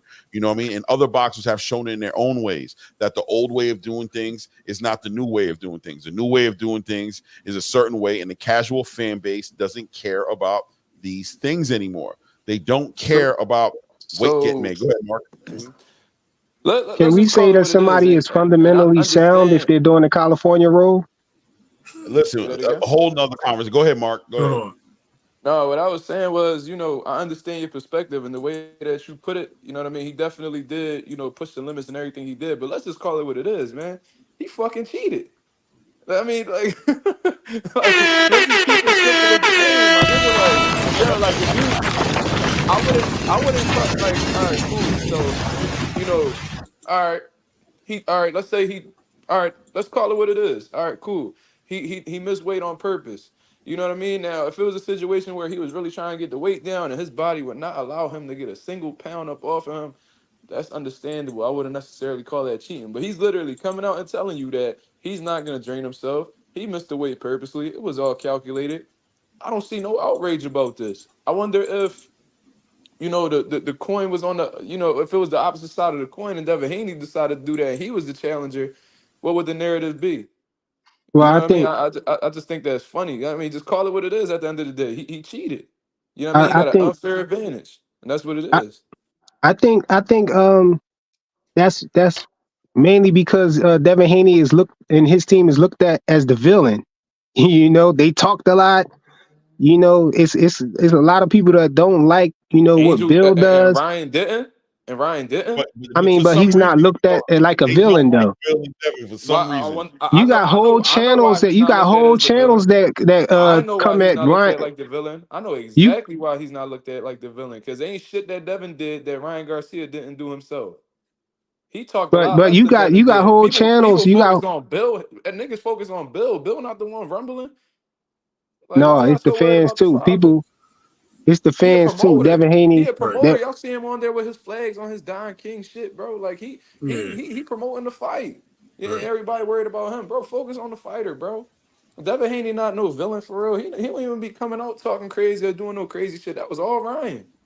Right. yeah, but I think that a lot of people just don't like Devin Haney because of the fact that he's chasing Tank, and you got a lot of Tank fans out here. You got a lot of Tank fans who don't want they like they got like this protective energy for Tank. You know what I'm saying? When somebody say something about it, you can't critique Tank and what his moves that he made in no kind of way without getting a whole bunch of backlash from that. So And that's understandable and everything. We just don't move like that. right. But So just I think it's real.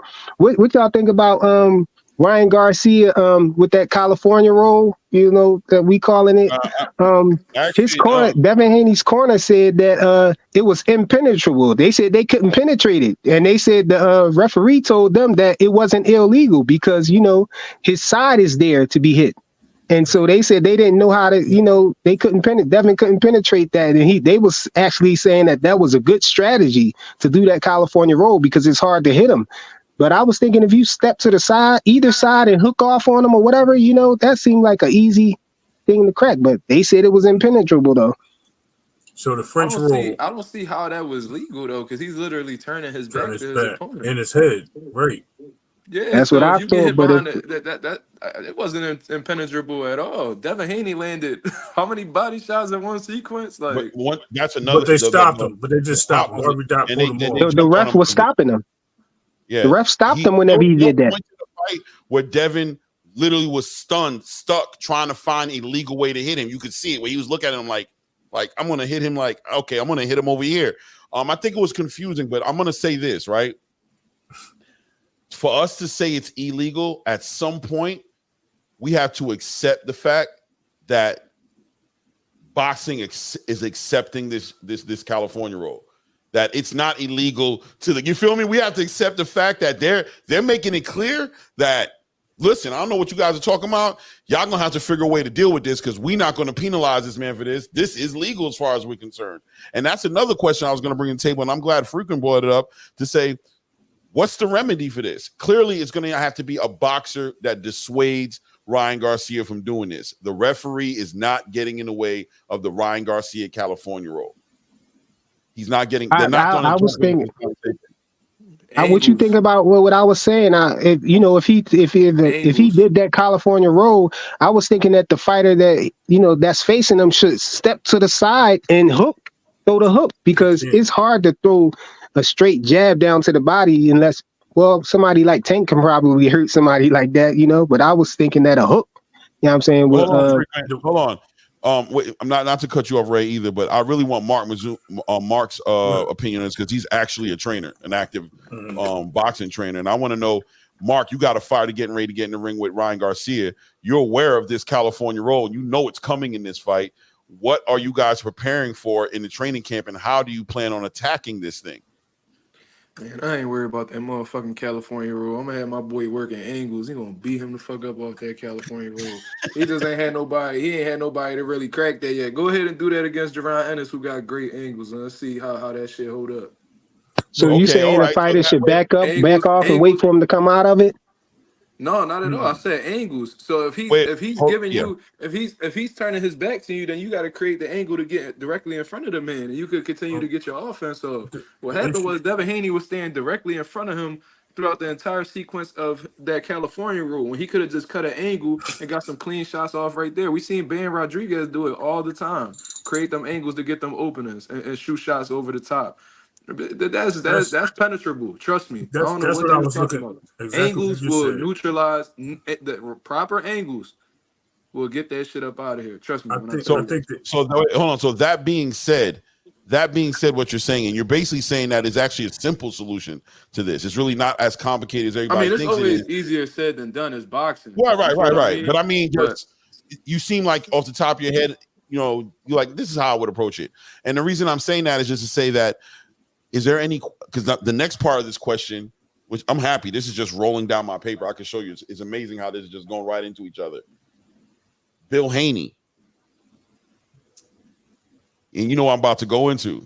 The preparation, knowing about what he does, the adjustments. I don't know how you feel about how the adjustments looked in the fight. Did Devin ever make the proper adjustments? And if he wasn't making the adjustments, at this point, bring somebody into the camp, replace Bill Haney. Is Bill Haney part of the problem? Is he not learning something? Are they not what from a trainer's point of view? If you guys don't know in here, most of you guys who know Mark know, but if you don't, he's actually a boxing trainer. That's why these questions are getting focused at him.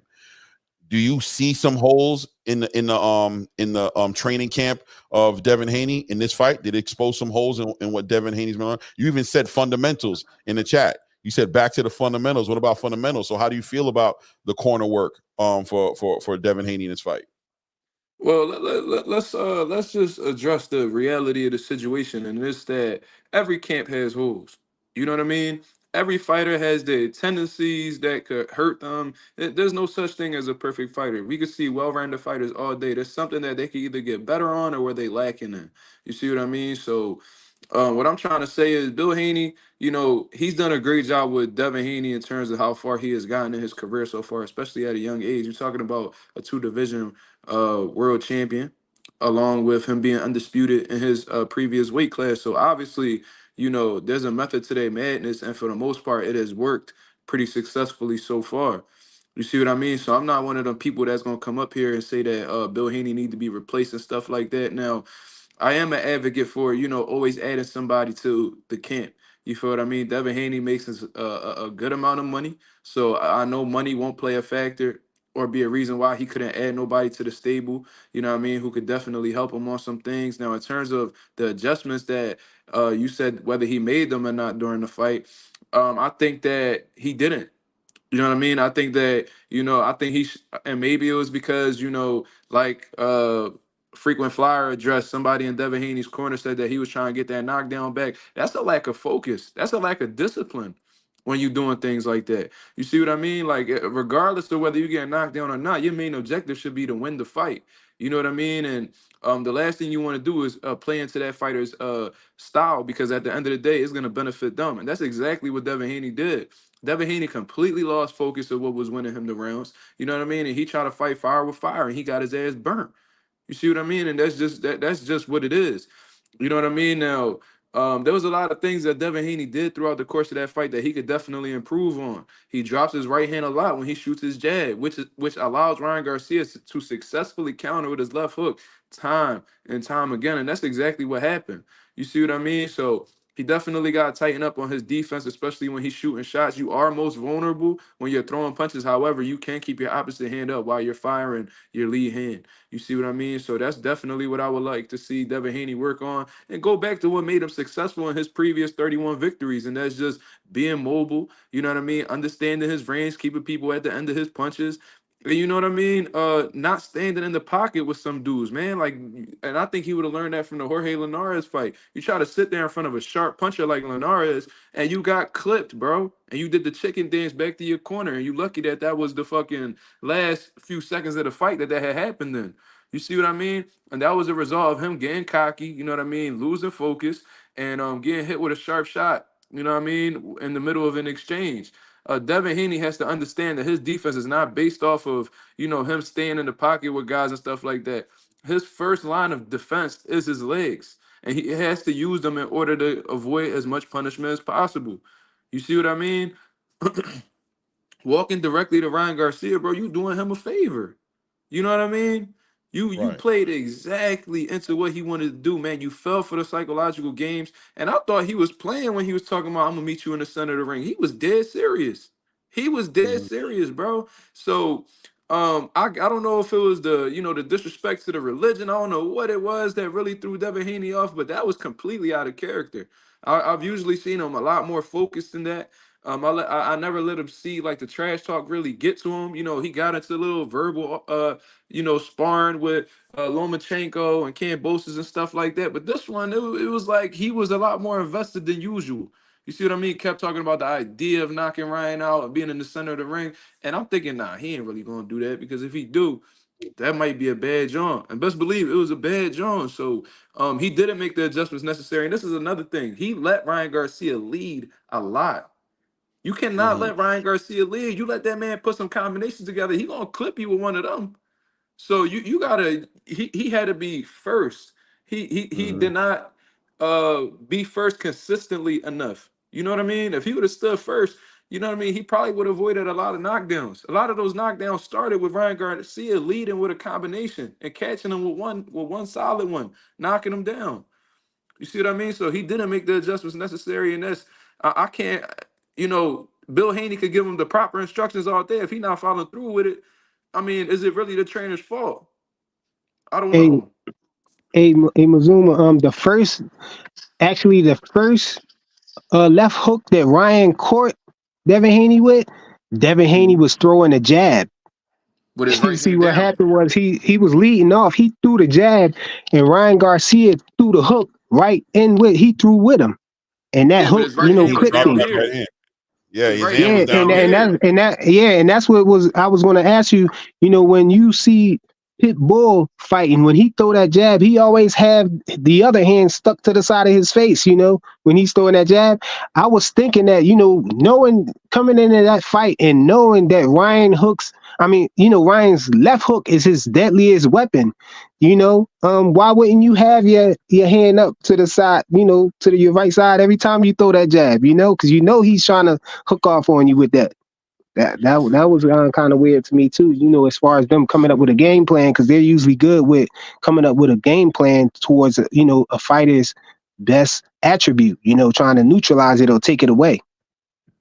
That's a great Yeah, point. yeah, a real great point. But That's a Ray, great what do you point. think about it? I forgot what we was talking about. I ain't gonna front. No. No, All right. Listen. No. we Ray were back thinking on the about trying to conversation. catch me saying pause or something. No, No. I'm It was. saying It was two the point. questions. There was two questions. So the Let me first know what it question was. Okay, go ahead. I didn't address because you told me to let Mazuma Mark, Mark right? deal with it. So I did. I bowed down to that pause. But the second one about Bill, I think, and Devin is exactly what Mazuma said and exactly what Frequent said. I actually said, I think I said something similar. I was like, you know, as far as him making the right moves and being smart in the fight and realize what was working for him, he decided to fall into that situation where he had to resort into trying to get his get back. And I think I said that a lot of times. Him trying to get his get back actually threw him off. It threw him off his game plan. We've seen this with another fight. And I don't want to change situations, but Earl Spence did the same thing when he got that flash knockdown Bud Crawford. He laughed. He got back up, and it took his whole game plan out. And we seen the same thing happen with Devin. Devin got hit with a shot. Devin went in there. He wanted to get back in that first round after getting hit with that shot because he felt embarrassed. He went in there. And second round came out. Got a nice left hook on Ryan, which actually woke Ryan up a little bit. And I think Ryan was like, okay, we in a fight now. You know what I mean? And seeing that, how that fight transpired, Ryan came back out and tried to throw some fire. He tired himself out, and Devin took advantage of that. Where Ryan was meditating and letting Devin get off these rounds, as Mizuno was saying, this all led into Ryan's hands because Ryan was sitting there calculating, gaining his second wins. And then when he decided that he was going to punch back, that's when he did it. The next step I want to say is agreeing with these guys is that Bill gave him the right instructions. He did follow through with it. But when the going got tough, what did he do? He faltered and fell away from what the game plan was. And that's what it has to be. He had to be first. He had to be there and see these shots. He had to keep his hands up. And I think even with the body shot, when he dropped his hand, that's how his face actually got swole up because that's when he started dropping his arm to the side because that body shot hurt him. And we seen that. And I was just like, yo, it's over from here. I didn't think I thought there was still a chance he was still fighting, but it is what it is, bro. It's like I said, it's history. I really can't do anything but say, hey, tip my hat to the winner and agree with these guys on their points on Bill Haney staying there or not being there. Remember a couple shows back, Ray, you said that you wanted to see Devin Haney get clipped in this fight. And I said, what you talking about? Because I knew if he got clipped by Ryan, it definitely wasn't going to be good. But I know when people are saying that Devin Haney, when he got hit that first time in the first round, that he never recovered from that. But I disagree because Devin Haney won the second, third, fourth, and fifth, and sixth round. To me, I think he won all of those rounds, in a row after he got clipped that first round. And then in the seventh round, when Ryan knocked him down, it was like, it was all bad from there. I think he recovered well from the first time he got clipped. Right. Yeah. He took that first shot pretty well. 2 cents. 2 cents is saying, but it's not cheating, especially when you have to agree with it. Look, I got to put this in, right? Like I said, the night of the fight, right? The night of the fight, at the end of the fight, I told you guys, Devin Haney agreed to whatever happened inside of that ring. He knew what he was getting himself into, right? And for whatever reason, he accepted it, whether it was to save the event, whether it was to make money, whether it was a combination. Maybe he was just super confident. He just knew it was his night, and he just didn't care what Ryan weighed in at. He just thought he was going to be, whatever the reasons are, right? Devin Haney made his decision, and nobody's making an excuse for Devin, but I think it's also fair to say that Ryan Garcia's strategy was his strategy was something that was built around breaking the rules. You know what I'm saying? His strategy was based on something that was outside of the agreement of how the fight was going to get put together. And so the two things can coexist in the same space. Devin Haney getting the consequences of taking a fight that he probably shouldn't have taken, you know what I'm saying, because of the position he was in, the bad weight cut, Ryan Garcia being overweight the way he was, all those different things. Maybe he should have made a different decision, but at the same exact time, this doesn't turn Ryan Garcia into a fair fighter. It doesn't turn him into somebody who did the right honorable thing to boxing. It doesn't take away from the fact that he cheated. He did cheat. He cheated, and Devin Haney allowed him to cheat at the same time. Go ahead. Ray, I think this is one of those instances where, somebody just has a different definition of that word, cheating. Right. Because if you look at her comment before that, she said he didn't cheat. He said that's not cheating. She said that's not cheating. It's illegal. So to some people that would be an oxymoron. But I think she has a different definition for cheating than doing something that's illegal. Where other people might say doing something illegal is cheating. I think she just have a different definition. Man, it's cheating, bro. Where did they sign when they signed the contract? What weight was it at? 140 for that WBC title. What did Ryan Garcia weigh in at? 143.2 or 3. Okay, so that's 3.2 pounds over, right? Like I said, if he was really trying his best to make the weight and he came up short, that's understandable. Shit happens, it's life, right? But he's telling you, he's blatantly admitting to saying that he did this on purpose. Does that not make him a cheater? If he's saying that he went against the grain on purpose, but no Hold on effort one to second. try One to make the second. weight.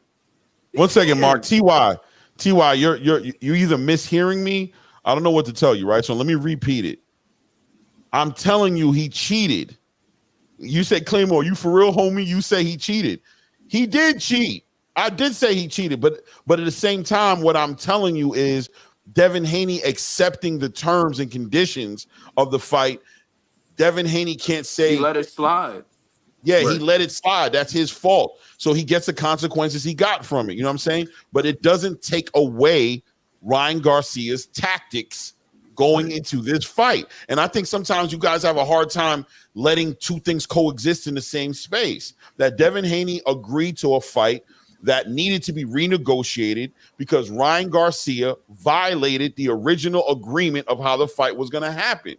So Ryan Garcia, if he sat there and purposefully did not make this 140 pounds to make this fight to be fighting at 143 and change, Ryan Garcia cheated. He did something illegal.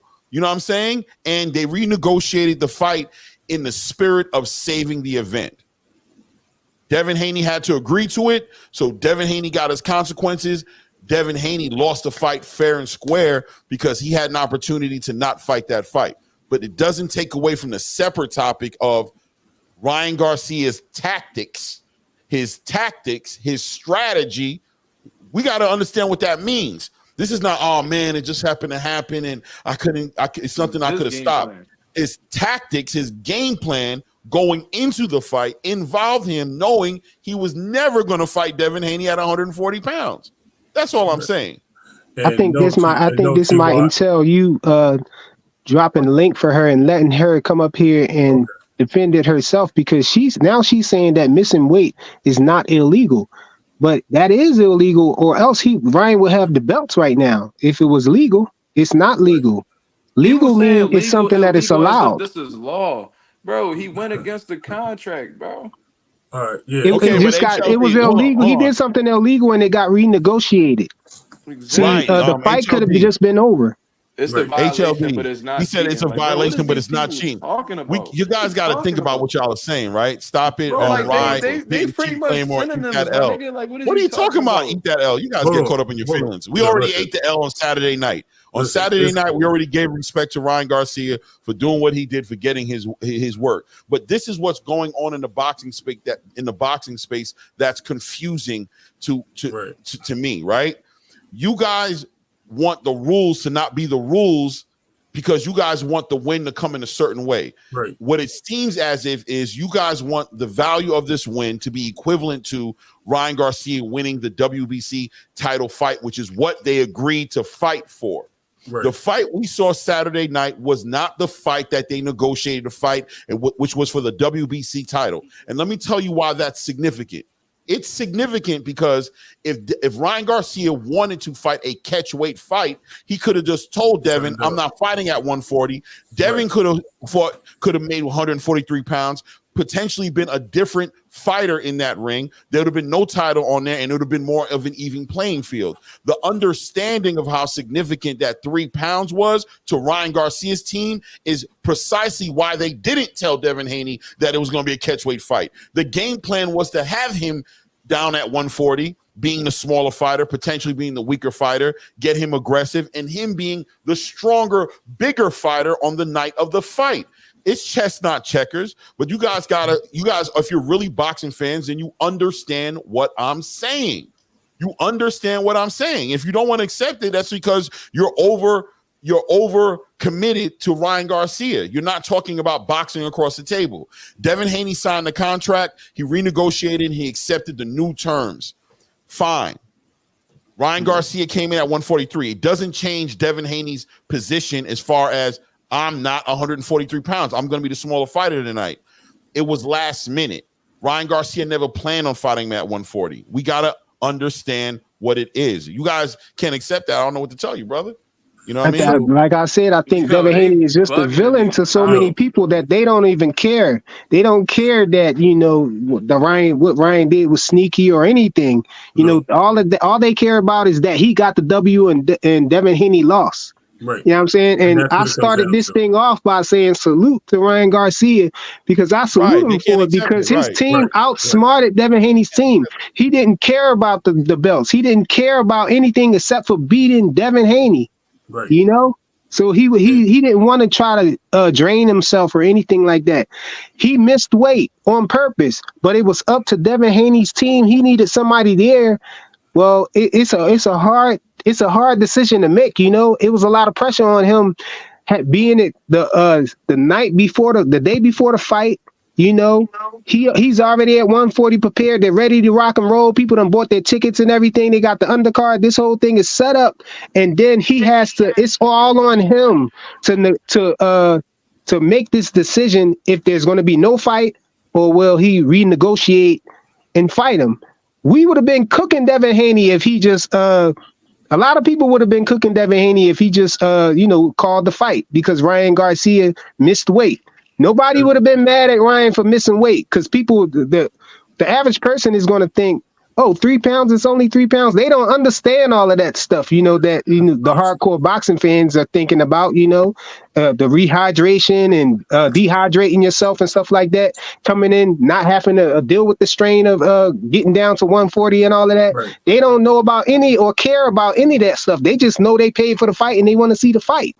So Devin Haney had a lot on his shoulders. Hold on a second. Go ahead. Laura, hold on. Big Dre says, man, let me put it up here. And I really, we got to address this, bro. Man, you acting like the fight happened on a scale on Friday morning. The fight happened on Saturday night after rehydration. Okay, now listen, right? If Devin Haney would have walked away from this fight, number one, if he would have walked away from this fight, would he have been wrong? And if he did walk away from this fight, why wouldn't he have been wrong? Why wouldn't he have been wrong? He wouldn't have been wrong because Ryan Garcia did not honor the contract that they agreed upon. Okay? Now, that being said, he did go ahead. They renegotiated, which means they kicked out the old contract because Ryan Garcia violated that contract. And under the terms of that contract, the fight could have been stopped and the event could have went to shit. I'm sure everybody would have been like understanding Devin Haney if that happened, right? Everybody would have been like, hey, man, Devin Haney did the right thing. I'm sure none of you guys would have been like, he a pussy for not sitting there and fighting somebody who blatantly didn't come to the weight. Here's my second question. Why do they have weight classes? Why was it so important that Ryan Garcia make the 140-pound limit in order for that fight to be legitimate? Was it just because of nothing, or is it because it's significant in the competitive nature of the fight, of it being fair across the board, that they both come in on weight? So why are we acting like and dismissing that the next day they rehydrated to whatever they rehydrated to? What are we talking about? There's rules, there's parameters to the contract for a reason. If Devin Haney was preparing the whole entire camp to fight a fight at 140 pounds and Ryan Garcia was never training to meet 140 pounds, don't you think what you saw in the ring, don't you see how significant it was? Everybody knows. Why even renegotiate the contract if it wasn't a big deal? Why didn't the sanctioning bodies be like, oh, that's close enough. Let them fight for the WBC title. There's a reason for it. So saying that Ryan Garcia cheated, right? And I know you guys don't like the word, right? And you know what? I kind of understand why you don't like the words, because you don't like the words because it was a new contract filled out last minute. Both guys signed it. And to say that he cheated means that he won the fight in an unfair way, right? But that's what happened. Okay? That's what he did. He won the fight. Devin Haney agreed to it. So it's all fair in love and war. He lost a fight. He shouldn't have agreed to it. But at the same time, if he didn't agree to it, he wouldn't have been wrong. It wouldn't have been on him while the fight didn't happen. Why we keep bringing up Regis Prograde fight? It's the same reason. It's the same reason we complain. Hold on. Let me, because I ain't saying that in a while. I've been watching the chat. Regis Prograde, first of all, was only like 6 pounds less than Devin Haney. So one, that's crazy, because if Regis won that fight, we would not have been talking about the 6 pound weight difference. That's number one. Number two, There's a huge difference between Devin rehydrating in this fight under 160 this time, which nobody really wants to understand or get, and Ryan coming in at least 175. That's a huge difference. That's like 20 pounds. But nobody wants to recognize that because y'all think, oh, well, this is what Devin does, right? But yet, at the same time, y'all didn't care about the weight with Ryan, but y'all were crying about the weight when Tank was Ryan was calling, Devin was calling out Tank, and y'all was saying every time, "Oh, he's too big, he's a weight bully, this, and that." Why does it matter now, right? On y'all end for us calling it that way, when we're defending the same thing, why is it a problem? Because y'all was saying Devin was cheating, so now we're saying Ryan cheating. Why is it not the same issue? And it's different. I'm gonna tell you why it's different. Because the night of the weigh-in, Devin made 140 against Regis. He was That's over the 160, difference. bro. He was way over 160. He was 140. If he would have rehydrated to 200 pounds, bro, his job was to make the weight the night of that fight. And it's the sanctioning body's job and the commission's job to enforce if Devin violated some rule. Clearly, Devin being at 165 the day of the fight didn't violate some rule. So he didn't cheat. That is a complete different conversation of Ryan Garcia not hitting weight on the day he's supposed to hit the weight. That did Devin and Regis Prograis have to renegotiate the contract in order to fight for the title the next day?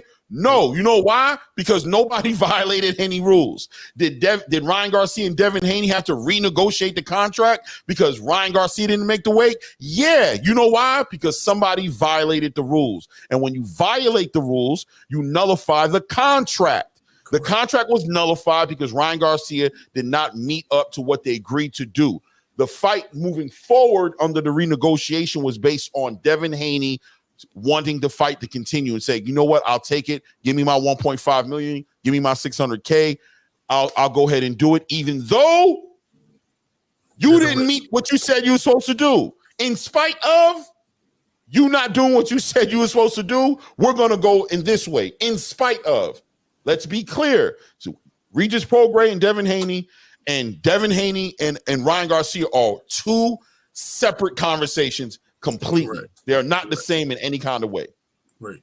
I don't understand why people think that I wouldn't have a problem with it. I'm speaking for myself, because if I had a problem with, a rehydration clause or a catch weight, I'm saying with Tank, I would not be keeping it consistent with this thing that Ryan Garcia did. It's still a situation that's similar in reverse fashion.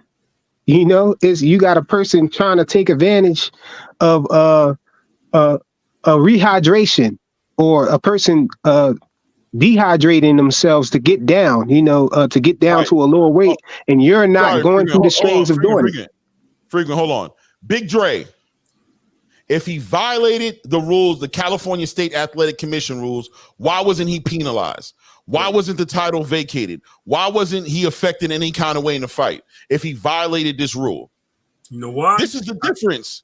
You're saying he violated a rule. That's what's up. If he violated a rule, then he did. Show me how he violated a rule and what punishment was given to Devin Haney for violating this rule, this athletic commission rule of 15%. Show me. Narrative. For some reason, narrative. It's not true. It's not true, bro. I believe everything y'all hear, man. It's not true. How does he violate a rule, but he's not punished for it? And how do you accept the idea that he violated a rule and him not being punished? How do you accept that as even real? That's not true, bro. It's a false narrative, bro. Yeah. He wasn't penalized. We don't even know if he actually weighed in at 165 the next day. And I heard that weigh-in that he did, he had all his clothes on, phone in his pocket. He was geared up. It was some rough weight. That's the rumor that's going around. We don't know what's true. But I'll tell you, on paper, they had a fight for Regis Prograis' WBC title. Devin Haney won that fight and walked away WBC champion, bro. That's what happened. That's what we know happened. And he made weight. Exactly. And he made weight on day of the fight. That's the actual fact of actually what happened. You know what I'm saying? Everything else, show me this athletic commission violating all these rules. Why wasn't he punished? You know why. But anyway, at the end of the day, I'll drop the link in a second, Dre. I got you. And at the end of the day, it's it was told by somebody that was actually there that he didn't even weigh 165. That was a rumor that was going around, and he came in at 159. So we could say a waiver. How do you get a waiver? That don't even make sense. Stop making stuff up. We can't make this stuff up. We're just going by what people are saying. You have a copy of that waiver? Do you have a copy of that waiver? That's what we need to understand and get through our heads.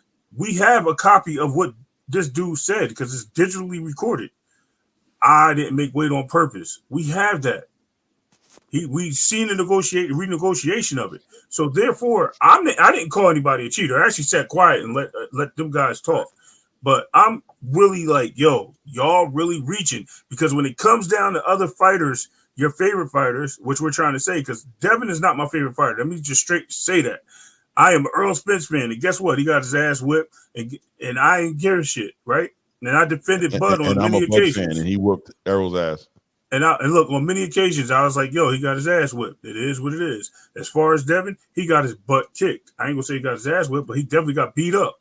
You know what I mean? He went to an alley, he got his brains punched a few times. It is what it is. But that's not going to change anything. Yes, I support Devin. I support every other fighter. Just because I post stuff on Twitter because of certain things is because I'm defending the other side of what you guys are failing to realize in the argument, just like we're doing now, because y'all only see one point and one road. You sometimes have to branch off to see the other side, because sometimes the rainbow crosses the road. It ain't just on one side. Just because you see a cloud in the middle. Y'all got to wake up on that shit. These narratives be killing y'all. Don't worry, the link will go up. I'm Clay, sure we'll argue. We'll Earl argue. couldn't see, Clay. Claymore kitchen too hot. I'm getting nervous. TR. Yeah. We're gonna put up the link and talk about it, but I also want to get into other topics as well. At the end of the day, right? Fine. I'm not saying Ryan Garcia is a cheater, right? I don't care if he's a cheater. You know what I'm saying? All I'm saying is the tactics were made around. And that was the whole point of about this, right? His strategy involved him knowingly violating the agreement of the contract and betting on Devin Haney's wanting to fight so bad that he would allow it to happen. That's what the strategy was based on, bro. We don't got to hide that. That's what he did. Devin Haney signed a contract. Ryan Garcia, it's chestnut checkers. He knew better what he could do. He got away with it. They renegotiated it. He whooped Devin Haney's ass, bro. But, you know, for whatever it's worth, you know what I'm saying? We know what it was built around, bro. We understand what happened, you know what I'm saying? So it is what it is. Going into segueing into the next origin, I'm just saying what I heard him say in the interview. I'm entitled my own opinion. Yeah, you guys don't have to get into it. Don't kill each other in the chat, bro. We're gonna move forward to Turki Al-Sheikh. We're gonna move forward into Terrence Crawford and Israel Madrimov fighting in Los Angeles, and the new fight that's actually been supposedly put up on the table for negotiations, which is a fight between Tim Tszyu and Virgil Ortiz. What do you guys think about that? It's interesting. Because you know what that means? The winner, if this works out, that first of all, that means Tim Tszyu is not PBC restricted, right? He's not just over PBC. Also means that Virgil Ortiz is not just the Golden Boy, or is Golden Boy deciding to fight for. All right. I know that. We hit 50. We hit 50 people in the room. If you don't know what that means, if you don't know, Big Dre is gonna get a chance to come up here and cook. But first off, if you don't know, when we hit that 50, we're gonna give away a little paper. Now, look, this time around, TR said, I'm back. He said, hold up. I know that. All right. We're gonna give away some money right now, man. Now, the last two times I did this by making you guys pick a number. You know what I'm saying? Pick a number between 1 and 50. You know what I'm saying? And listen, if you guys don't know why this is happening, because this is not the same. I don't know if this is the same group of people that was here when I explained this. So let me explain what's going on. You guys know that I was doing a 25K giveaway courtesy of Charles Edward Cheese. When we hit 1,000 subscribers, we were going to give 25K to somebody. You guys understand that. But we have some volunteer YouTube police. You know, they're not getting paid anything. They're freely giving their time for the love of their country and for the love of their YouTube space to police channels. And basically, insinuated that they were going to report certain channels that were giving away large sums of money because I guess these giveaways are violating something with YouTube. You know what I'm saying?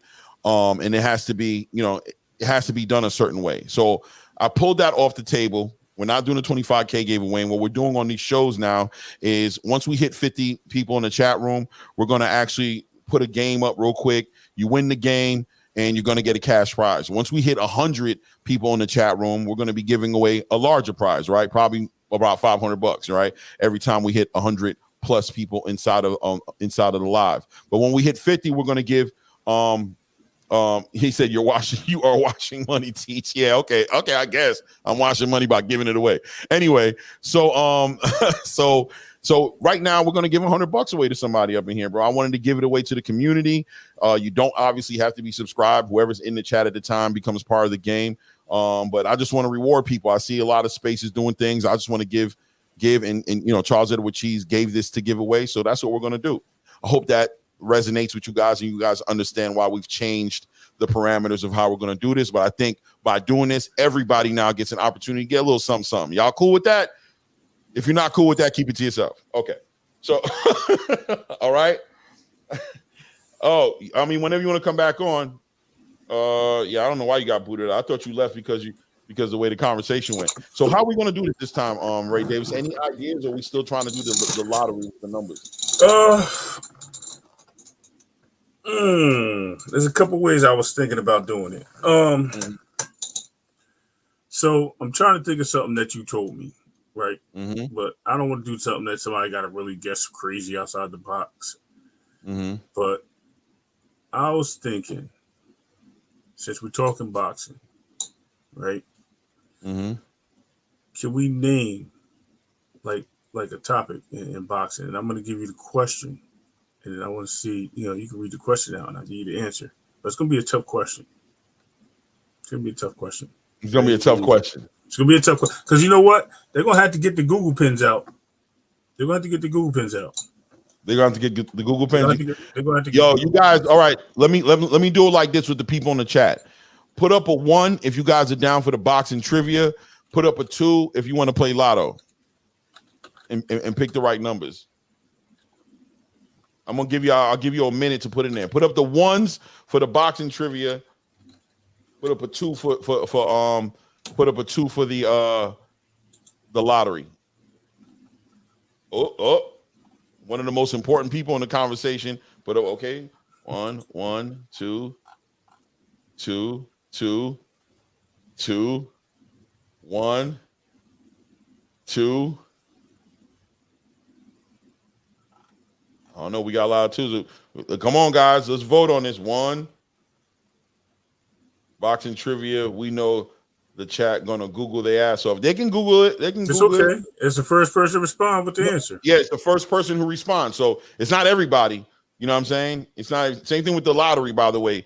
It's the first person who get the number closest. It's not because sometimes some of you guys got the same number. You know what I'm saying? That goes up. It's gonna be the first person. 2. Wait, no, Jonathan 97. Stop playing with me, bro. You already put 2 in here. All right, here comes the question, though. Here comes the question. 2. Nobody wants to think. Oh, yeah. 2 cents. Come on, man. I am ashamed of you. She said nobody wants to think. Gotta do a countdown. 5 seconds. Right. LOL. No Googling. Okay.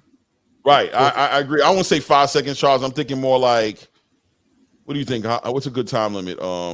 Like 30 seconds, 20 seconds? 8 seconds. 8 seconds? 8 to 10 seconds. Because that's enough time. If they do Google, they can whatever. All right. I mean, I'll be honest with you. The lottery, I'm behind. It's a lag in my chat. Frequent said the lottery. I ain't gonna hold you. Everybody's picking the lottery, bro. All right. Well, if we do the lottery, we got to increase the numbers, man. All right. You can't just do it 1 to 30 or 1 to 40. We're gonna have to increase the number because, All right. So let me see. 5 seconds is short as well. So go lottery. Charles says let's go lottery. Let's go lottery. So let's do lottery. You want to do 1 to 75? Let's do 1 to 150. 1 to 150? Yes. I'm down. Let's make it fair. Let's make it fair. You know what I'm saying? All right, guys. So we're gonna do 1 to 150. The question in your number, by the way. The question and the numbers in your chat. The question and the number. Well, yeah, let's have fun. We'll ask the question anyway. You know what I mean? Just to see. It was an easy question, but it was definitely trivia. No doubt, no doubt. Yeah, you guys would have found it very quick. You guys would have found it very quickly too. It'd have been an actual race to the answer in that 10 seconds because you would have found it immediately on Google. It'd have been interesting. Next time we are doing the trivia, by the way. Next time we are doing trivia, but guys, go ahead. 1 to 75. I'm gonna give you guys. Let me put my timer on.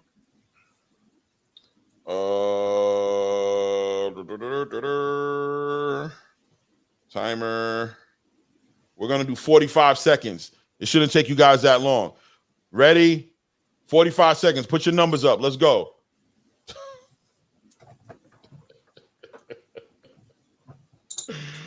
Oh, that's funny. That is hilarious.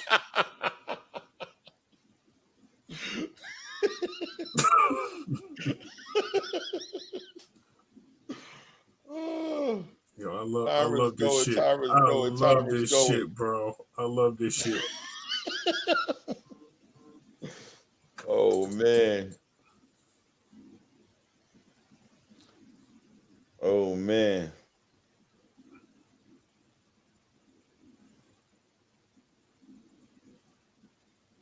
Time is up. Time is up.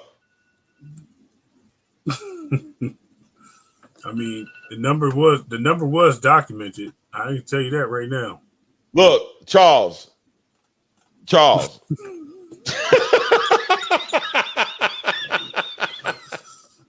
mean, Charles, bro. In all fairness, Charles, bro.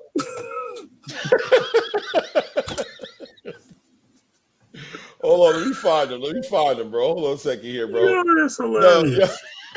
Yo, Charles Edward Cheese, bro. Low key, you won, bro. You won, bro. Yeah, that's shit funny. Do you want your money? Are you going to give me your cash? Are you going to give me? Or do you want to give it to Teach, who was the second person to really reach out? That's the one. Right, Charles. It's up to you, bro. If you want your money, we can get it to you. Just give us the instructions. Other than that, we're gonna go to the next person down from you because somebody else also hit the number. But you were the first one. You went hand. Teach. And Charles Edward Cheese is a freak, bro. Pause. Because he didn't waste no time. That number went up so damn fast. That shit was so fast. I couldn't do but that boy said 69 all day long. You crazy as hell. Yeah, it was 69. You gotta show him the number, Clay. You gotta show him the number. Make sure we show him. Don't show him the question though, because that question coming up. Okay, hold on. That's gonna be hard, bro, because it's like right there next to the next to the question. Hold on, let me see if I can erase the message. There you go. No, you can do this. Oh yeah. I don't even want to get it in the camera. Look, damn it, I ain't lying. The number was 69. I ain't gotta show it to you, motherfuckers. You think I'm lying? I'm not. Because I'm not gonna show you. I can't even get my hand over here the right way. Yeah, it's not worth it what you're doing. Let me see what Charles Edward Cheese said. Come on, man. All right, Teach got it. Teach got it. Okay. All right, salute to Teach. Got it. 69 is the number. It's his favorite number. But once in your life, this number got you some money, Teach. Yo, that's so funny. Teach, I need you to reach out to me. Go to my Instagram, bro, and give me your Cash App. Or, you know what, bro? Let me tell you what to do, bro. Y'all got a lag? We got a lag? That's apparently a few guys got. People said they got lagged in the countdown. I mean, I don't know. This ain't perfect. We got to work out a better system.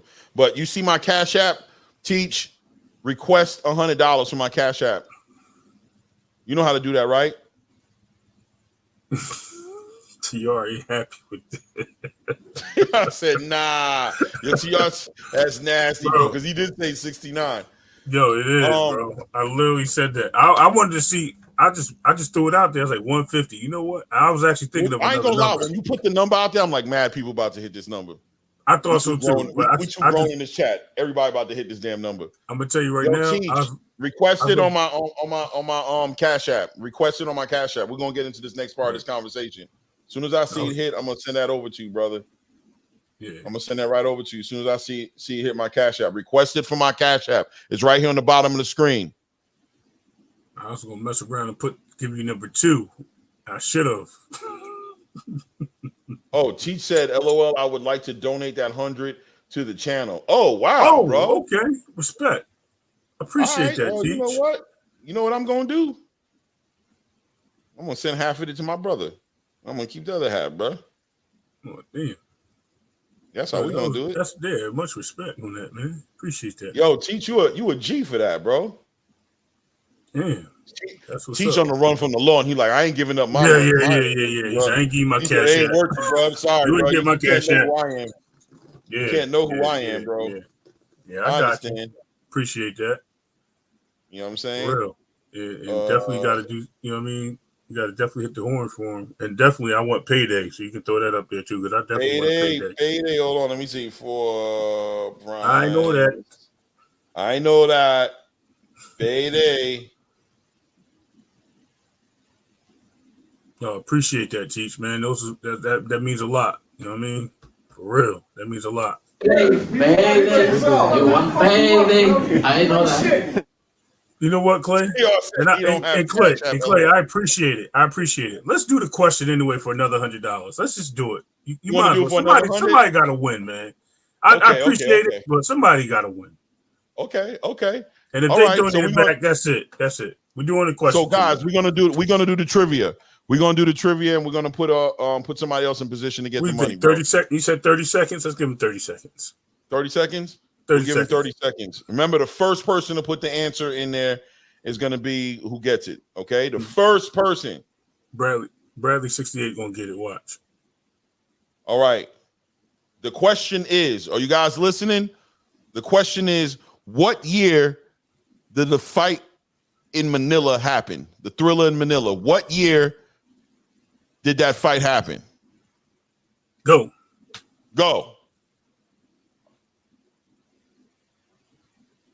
Damn, nobody know?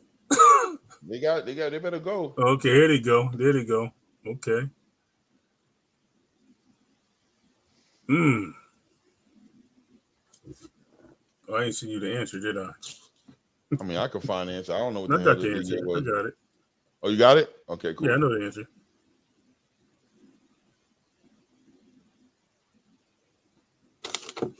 All right, now you had the answer. Time's up.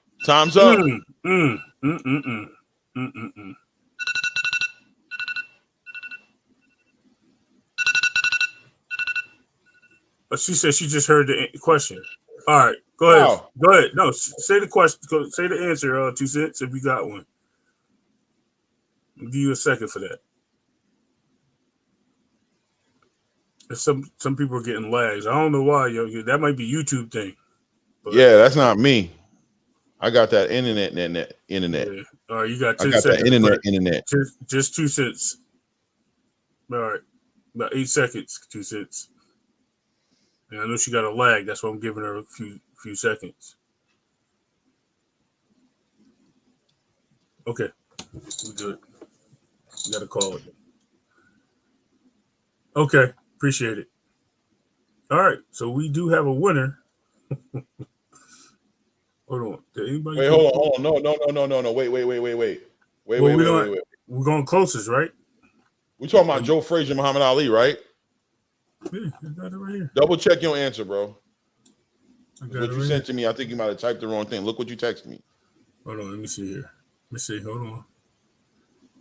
What year? All right, let me see.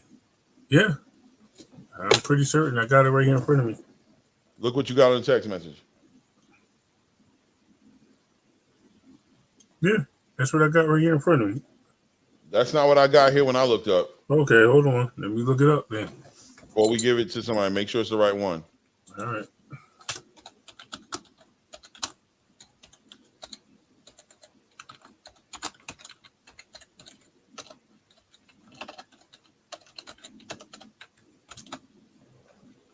Okay. Yeah, I got it. That's weird. All right. So we're gonna go with this one. Hold on. Who won Ali Frazier fight in 71? It says right here. But it didn't also says, you know what? That was the first fight, probably.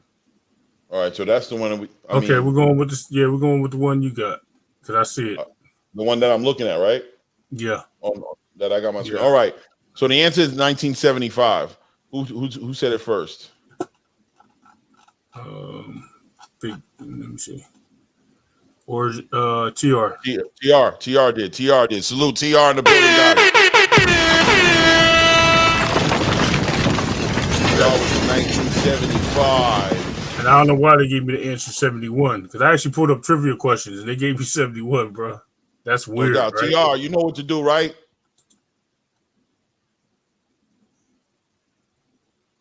Send that cash app, bro. Request that. Request it from that cash app.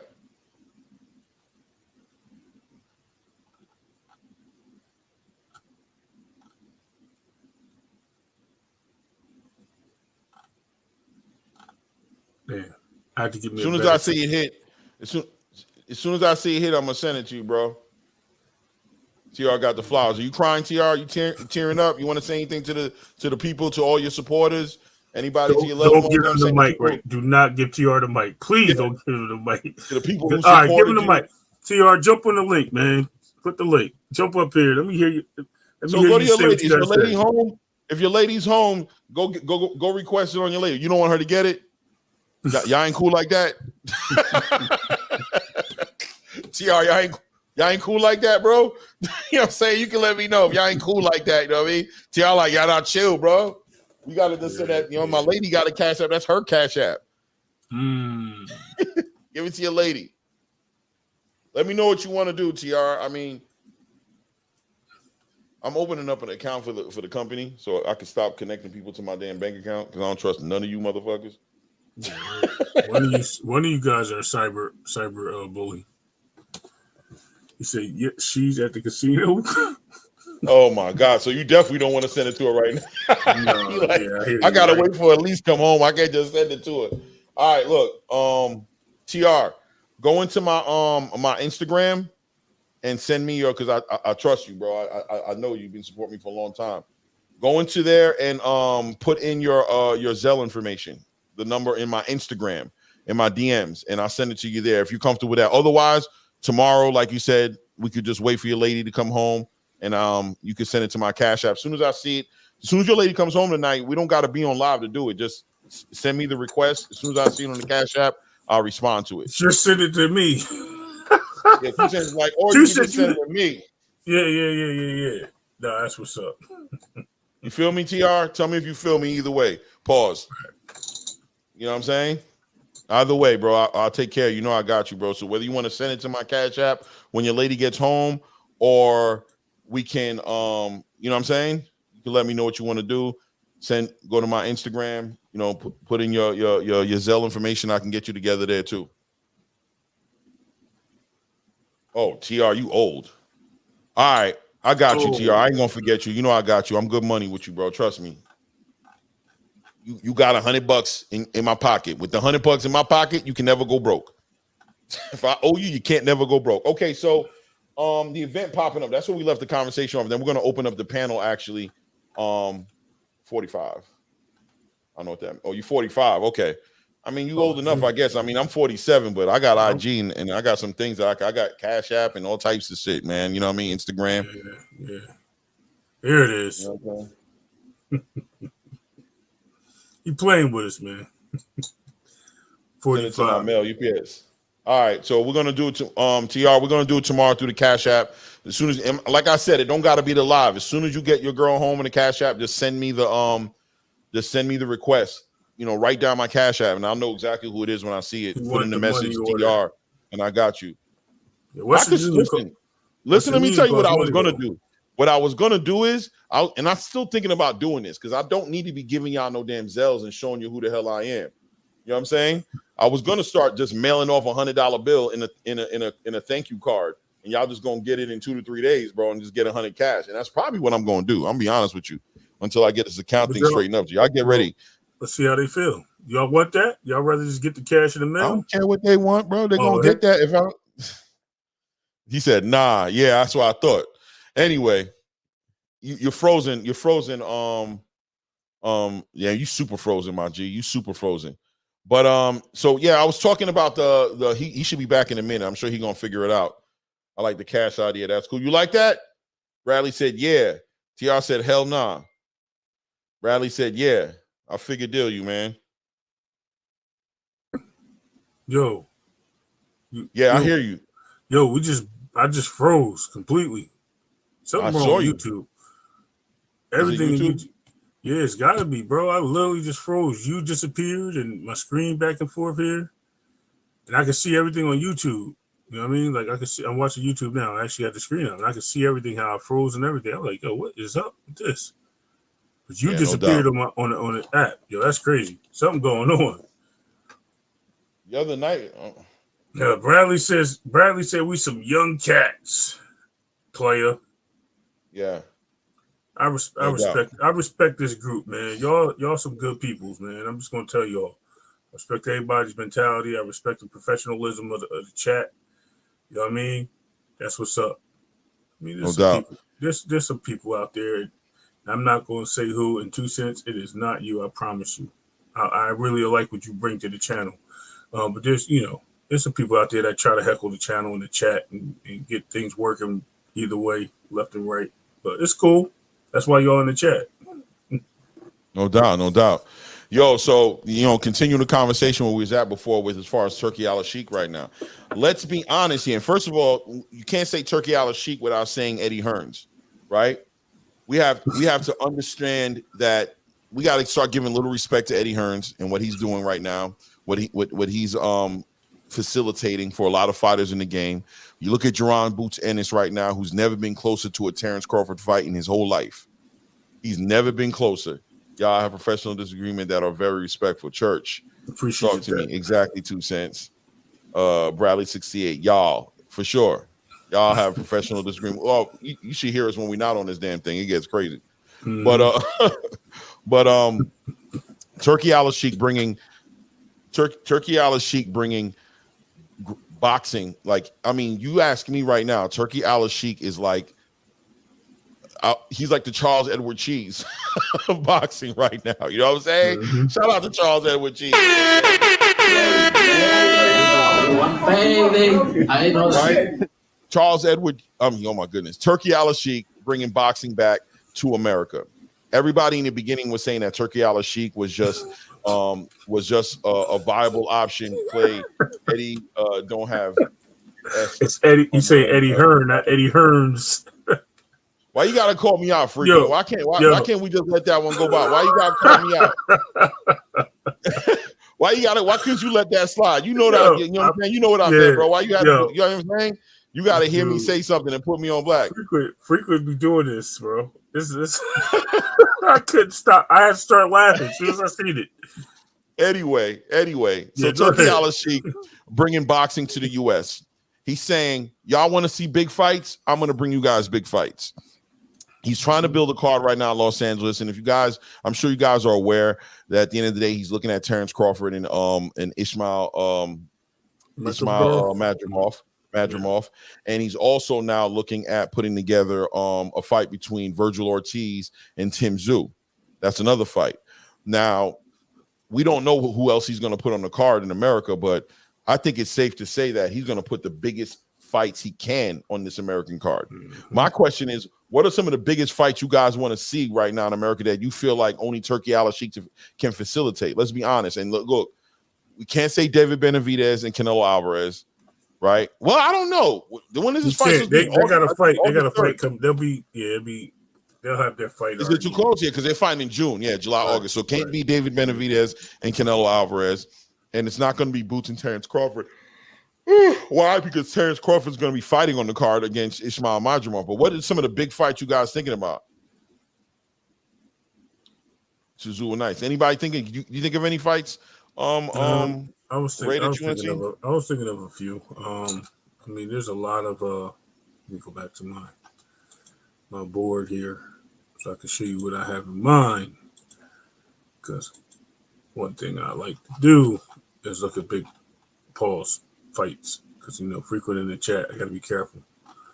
I'm thinking we probably get something in the light heavyweight division that we might end up seeing come out of this, and it doesn't have to be Benavidez if he moves up or Pivot Ball and what's the name. Then we have something I think is going to shock the world. You ready for this one? I think he tries to put a fight on with Chris Eubanks and tries to bring somebody up for 154 that may be outgrowing the division, because that's another fighter that they got access to. So I got an underground fight that I think is going to come to the surface that I think only a Charles Edward Cheese can make it worth it for these guys to fight. I think he's going to start putting some of these young fighters in. I'm thinking. Oh, yeah. I'm looking at Abdullah Mason. I'm looking at Emiliano Vargas. I'm looking at Floyd Schofield. I'm looking at Keyshawn Davis. I'm looking at Teofimo Lopez. I am looking at all these young fighters that people want to see fight each other. I'm looking at one of these. I'm not seeing all of them fighting, but I see a big fight happening between these guys. I see somebody getting put, whether it's Emiliano Vargas against Abdullah Mason, or I think Abdullah Mason versus Floyd Schofield is a very big fight to put on that card. And I don't think that fight happens in America without a Turki Al-Sheikh, because they're waiting to put that fight together in the future to make it a big fight. They want to build that fight up. You know what I'm saying? But Turki can make that fight happen now. What do you think? it can happen. I don't really like some of the young fighters yet because they're still prospects, and I don't think that's going to really live up to the card standards. Now they're just undercards or prelims. I can see that happening. What I do see, actually, that you mentioned somebody on Top Rank, I can see Keyshawn Davis get into a fight with somebody that they can actually look into that potential. LaRon Jones. Prospects are not big fights in America, right? Because they're not getting put together. But Turki Al-Sheikh doesn't operate on that necessarily. He really thinks about putting the best against the best. He builds fights. Right. He builds big fights. He puts real competition against each other. Like, if you guys want to see this and that, so nothing is off the table with Turki Al-Sheikh with what he might what he might put together. It's all about the competition and the fight being great and lit. This is a whole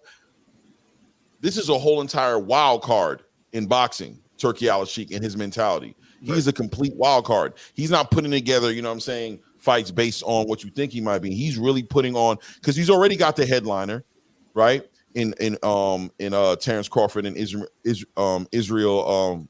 Madrimov, and that Ismail Madrimov is like 10-1 or like 11-0. Like, he's a nobody, bro. He just has a WBA title, and that's already the headliner. That's not a big fight that everybody in America wants to see. He's doing that off the strength of Terrence Crawford. And then he's looking at putting Virgil Ortiz against Tim Tszyu. That's not a big fight that everybody's been looking for. Yeah. Virgil Ortiz and Tim Tszyu. Whoever he can put the fight together with is going to be somebody who is easy to work with. So I think you can see that these fights are probably going to be Top Rank, Matchroom, Queensbury. It's going to be these type of fighters that are going to be on the card. No. All the fighters that I mentioned fight underneath Top Rank and Matchroom. Right. Keyshawn, Floyd Schofield, Abdullah Mason, Emiliano Vargas. These are all fighters who are under this card. So trust me, it can get real. It can get real. Schofield is under Golden Boy, but here's where I was going to throw out there. Too. He's involved in that. That's what I'm saying. Yes. Golden Boy. I meant to say them. Yeah, I got you. So here's what I was thinking to throw out there: Conor Ben, and Boots, both on Matchroom. Conor Ben, right? Can't fight pretty much anywhere in the world but the U.S. Hey Ray, before that, I was going to ask why Kid Austin versus Abdullah Mason. Is that because Shakur threw him in front of him to try to fight Kid Austin, or you just think that that's a good matchup? Clay actually offered that out. I said it. I can answer that. I said it was before when Shakur did throw it out there, because I thought Shakur was just trying to just move him out the way and get him off the chessboard. And then I think the challenge was accepted. The problem is Abdullah Mason is a bad boy, and if you're not going to get him off the chessboard early, it's going to be a fight later. You know what I mean? You better play. Ain't Andy Cruz there too, though, at that weight class? Andy Cruz is there. Yes, he is. I would think that would be a better matchup. Andy Cruz versus Kid Austin, and they're in the same weight class, and they're both with Golden Boy, ain't they? No, Andy Cruz is with Matchroom. And oh yeah, he's with Matchroom. Well, they work together, I mean, they're on the same network. Listen, to answer the question about Abdullah Mason and Floyd Schofield, it's 100% on the race to fight Shakur Stevens. Shakur is doing his last fight, getting ready to come up next month, I think, right? Next month he's fighting against the guy who Frank Martin fought. I can't remember his name off the top of my head right now. But he's fighting him. Adrian, Abronesian or something like that, or Abronesian. No, that's David Abronesian. You talk. It's Adrian. I can't say his name. Mason is not trying to fight him though. He's not trying to fight Shakur. That's Shakur's little man, right? No, Mason's not trying to fight him, but Floyd Schofield is, and the agreement was that Floyd Schofield would fight Abdullah Mason, because they even talking about it. Floyd Schofield's talking about fighting him right now. He has interviews talking about it. Abdullah Mason has already made an interview on Mill City saying he has no problem fighting Floyd Schofield. He'd love to have that fight. So they've already kind of conversated about making this fight happen. It's just the money that got to make sense to get them in the ring. And Turkey, I don't think that's going to happen. I think. I understand. Yeah, I think you'll see Williams and Payton and Floyd Schofield first before you see anything else. That too. At the end of the day, but But go ahead, 2 cents, salute, welcome, and let Clay. Oh yeah, finish what he's 2 doing. cents, salute. Chill.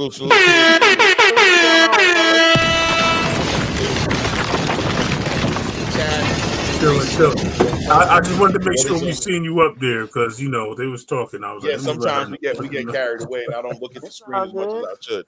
Salute though. How you doing, Queen? I'm doing good. How y'all doing tonight? Good. You know what it is. Glad to have you. Salute, 2 cents. It's always good to come in and shake up the chat. No, you did good. Listen, I was telling Clay, actually, I was on the phone with him earlier. I told him I was on your channel the other day, and you had some great things. Like, you was building really proper. Like, the stuff you were saying was really on point. And you was honest about everything. You know what I mean? And I told him, I was like, I really have so much respect for 2 cents, because no matter which way she throws her flag, at the end of the day, she's honest. You know what I mean? You can't take that away from her. She's giving you the bottom line. There's no sugarfoot. Is that what they say? Sugarfoot? I think it's down south, right? Sugarcoating, pussyfooting. There you go. Pause. Yeah. Yeah. I put it together. But yeah, there's none of that with 2 cents, and I respect her for that. And I told Clay that. Appreciate it. Yeah, no doubt. Hold on a second. Let me just put that real quick in here. So 2 cents. And as far as answering, Charles Edwards said Shakur better be careful. You know how Top Rank do on that last one. That's a fact, Charles Edward Cheese. But after this fight, though, he is going to be a free agent, and a lot of people are wondering where Shakur is going to go after I'm this wondering fight. How is he going to be a free agent? Is he leaving Jay Prince also? No. He's just leaving. Yeah, he's just leaving Top Rank. He's leaving Bob Arum. Right. Have you ever known any of Jay Prince fighters to work with anybody else besides Top Rank? Yeah, I think he has one with Golden Boy, and I believe he has another fighter with Matchroom. He doesn't have anybody with PBC. Yeah, he has other fighters. He is a stable. He just doesn't. I don't think he rocks with Floyd, and I don't think he rocks with PBC so much. I've never known any of Jay Prince fighters to work with anybody but Top Rank, so I wasn't aware of that. Yeah, I'll look it up now. Yeah, look it up. But I'll tell you like this. So are you saying basically you're expecting Shakur Stevens to re-sign with Top Rank? I am. Me personally, based off the simple fact that I've never known any of Jay Prince's other fighters to work with anybody but Top Rank. Okay. I believe they have an exclusive relationship. From my understanding, I don't know everything. I'm just saying. To me, it sounds like Tank's team is, making it known that Shakur, could be in the near future, and that he wants to get out of that. At the end of the year, maybe. That's what and so he's gonna have to get away from Bob Arum to do that. I'm thinking it's expected that he's gonna leave Bob Arum and maybe go to the PBC. If he's gonna try to get that fight, because we know he ain't gonna get that fight if he stay over there with Bob Arum. Jay Prince don't fool with Al at all.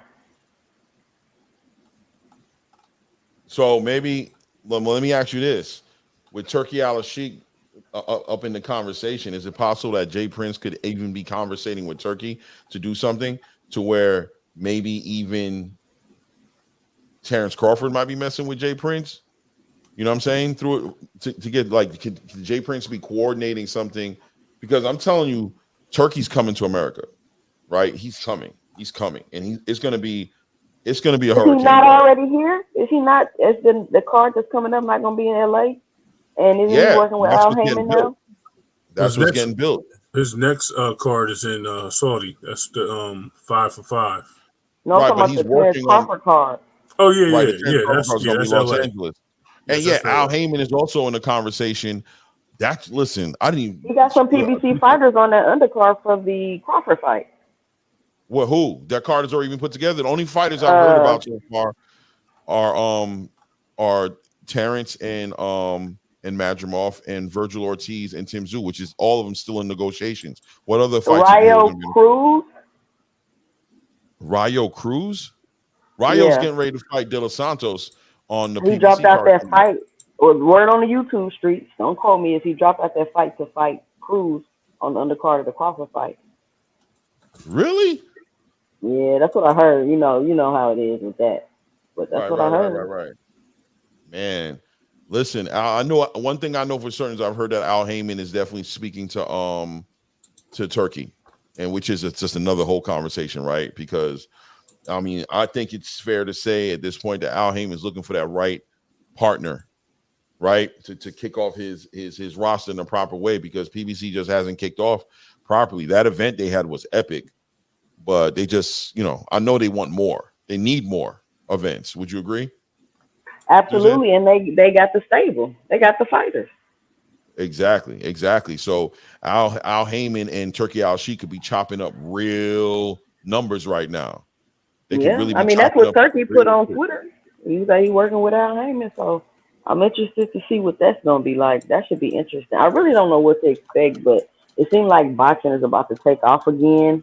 They needed some time to rebuild. Um, just the whole landscape of sports period has changed as far as network deals and watching it on apps and all of that. So I think once they figure it out and get a formula together, it'll all take off again and we'll be good. Yeah. It looks like Turkey's going to be involved. What do you do? I don't think I've ever really spoken to you about Turkey before. I never got your real perspective on it. I'm sure you're conscious and aware of how much hell I've caught on the Turkey Al Sheik conversation. What do you stand on the Turkey Al Sheik topic in boxing and what that looks like in America and what role he may play in it?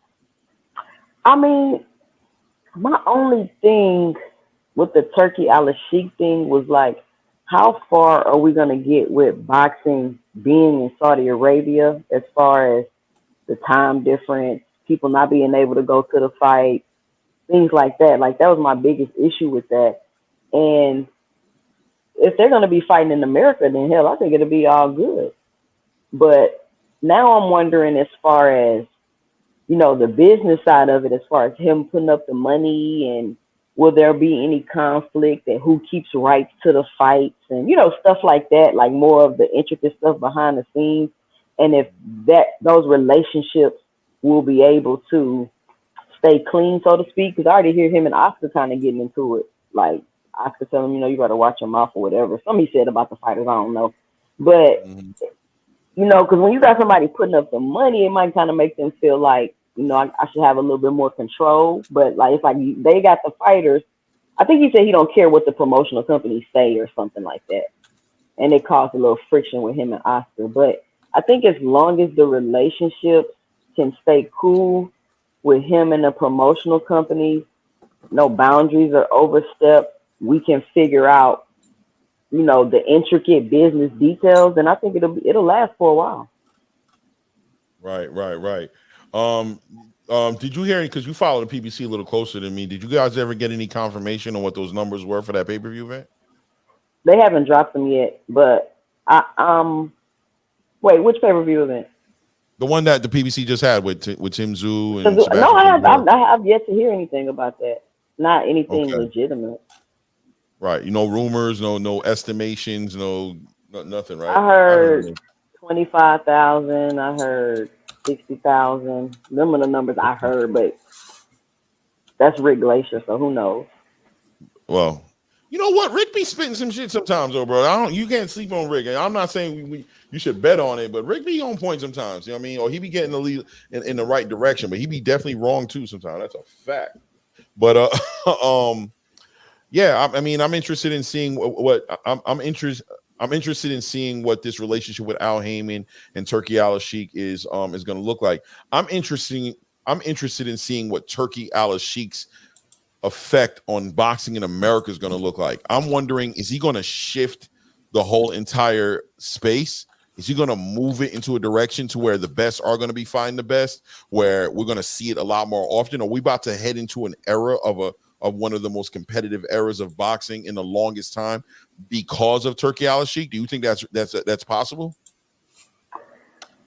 One of the most, the only reason why I would say not necessarily one of the most competitive eras, I think we need some more boxers to come up. I see like the 135 seems to be getting real competitive, but it just seems to be such a gap between like the elite fighters, and then it's like a huge drop off. There's not very many of them. You get what I'm saying? So Right. I think, and then like the elite fighters, they're older. They're getting older. You know, they're 1 foot out the door type of thing. So I think we need some more boxers to come up, and we'll get there. Like I think once they get the formula down, then the boxers will follow. Like I say, the ones, because like the heavyweight division, in my opinion, is just not what it used to be, and that's like the main division in boxing. So if the heavyweight division is doing good, then it kind of trickles down, and we're all good. So I think once the heavyweight division kicks back off, then we'll be good again. Right. I mean, and when I say one of the most competitive eras in a long time, I'm saying just in a long time. Maybe not the most competitive era ever, but I'm saying of this like let's say like the last 10 to 20 years. You know what I'm saying? Where the best are all fighting the best. Like there's actually a road to it for the first time when you think about it. It's not, what I mean? When you think about how long it took for Floyd Mayweather to get a fight lined up with Manny Pacquiao, right? When you think about those kind of fights and those kind of ideas and what it took to put that together, it just seems now it's more realistic that we're going to see the best fighting the best, and not only see the best fighting the best, but seeing the best in their prime fight each other. Right, like when I could see that. Just like we just had the Devin Ryan fight. They're both young, right. both in the prime of their careers. I could see that happening now, because you don't have to be so more focused on the business of it and building a fight and doing all that extra stuff. So yeah, you're definitely right about that. Right. So I think it's a good thing, man. I think there've been a lot of resistance for Turki Al. Oh, thank you. Hold on, let me see here. Let me go ahead and shout out. Yo, shout out to Real Deal X92. Really appreciate you, brother. Thank you, man, for the support, bro. We got it right there. $5. The big $5 holla from the new. And thank you for the subscription, too, for the sub, bro. I appreciate you, man. I hope you're enjoying the content. Thank you, bro. I hope I didn't put your name on there. I don't know. I tried to block it, but no, I didn't. I didn't even think about it. I probably put you on blast. Your whole government's out there now. Welcome to the channel, bro. I think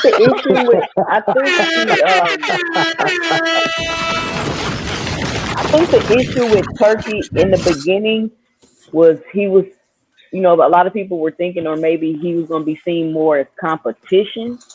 Right. But now that that's changed more to him partnering, then I think the perspective is going to be a little bit different. Okay. No doubt. Yeah, man. But look. Yeah, there was resistance, and hopefully that does change it. I mean, I think it will too. But I just remember in the beginning, it was hard out here in these streets to bring up Turki Al-Sheikh's name, and it was just a lot of resistance. And I think for me personally, I always knew that it was coming to America, right? I don't know why anybody would ever think it wouldn't come to America when you're talking about somebody whose favorite boxer was Larry Holmes and Roberto Duran, right? Like, when you saw somebody like Turki Al-Sheikh, who the first big event that I remember him having that I actually paid attention to was with the one with Jake Paul and Tommy Fury. You guys remember that one, right? And he brought every single legend of boxing who was 90% American to that event. He flew them all out there, from the Sugar Ray Leonard to the Tommy Hitman Hearns to the Roberto Durans, to the Roy Jones, all the way, you know what I'm saying? Just across the board, anybody you could think of pretty much was at that event, paid for and put up front. Mike Tyson, everybody.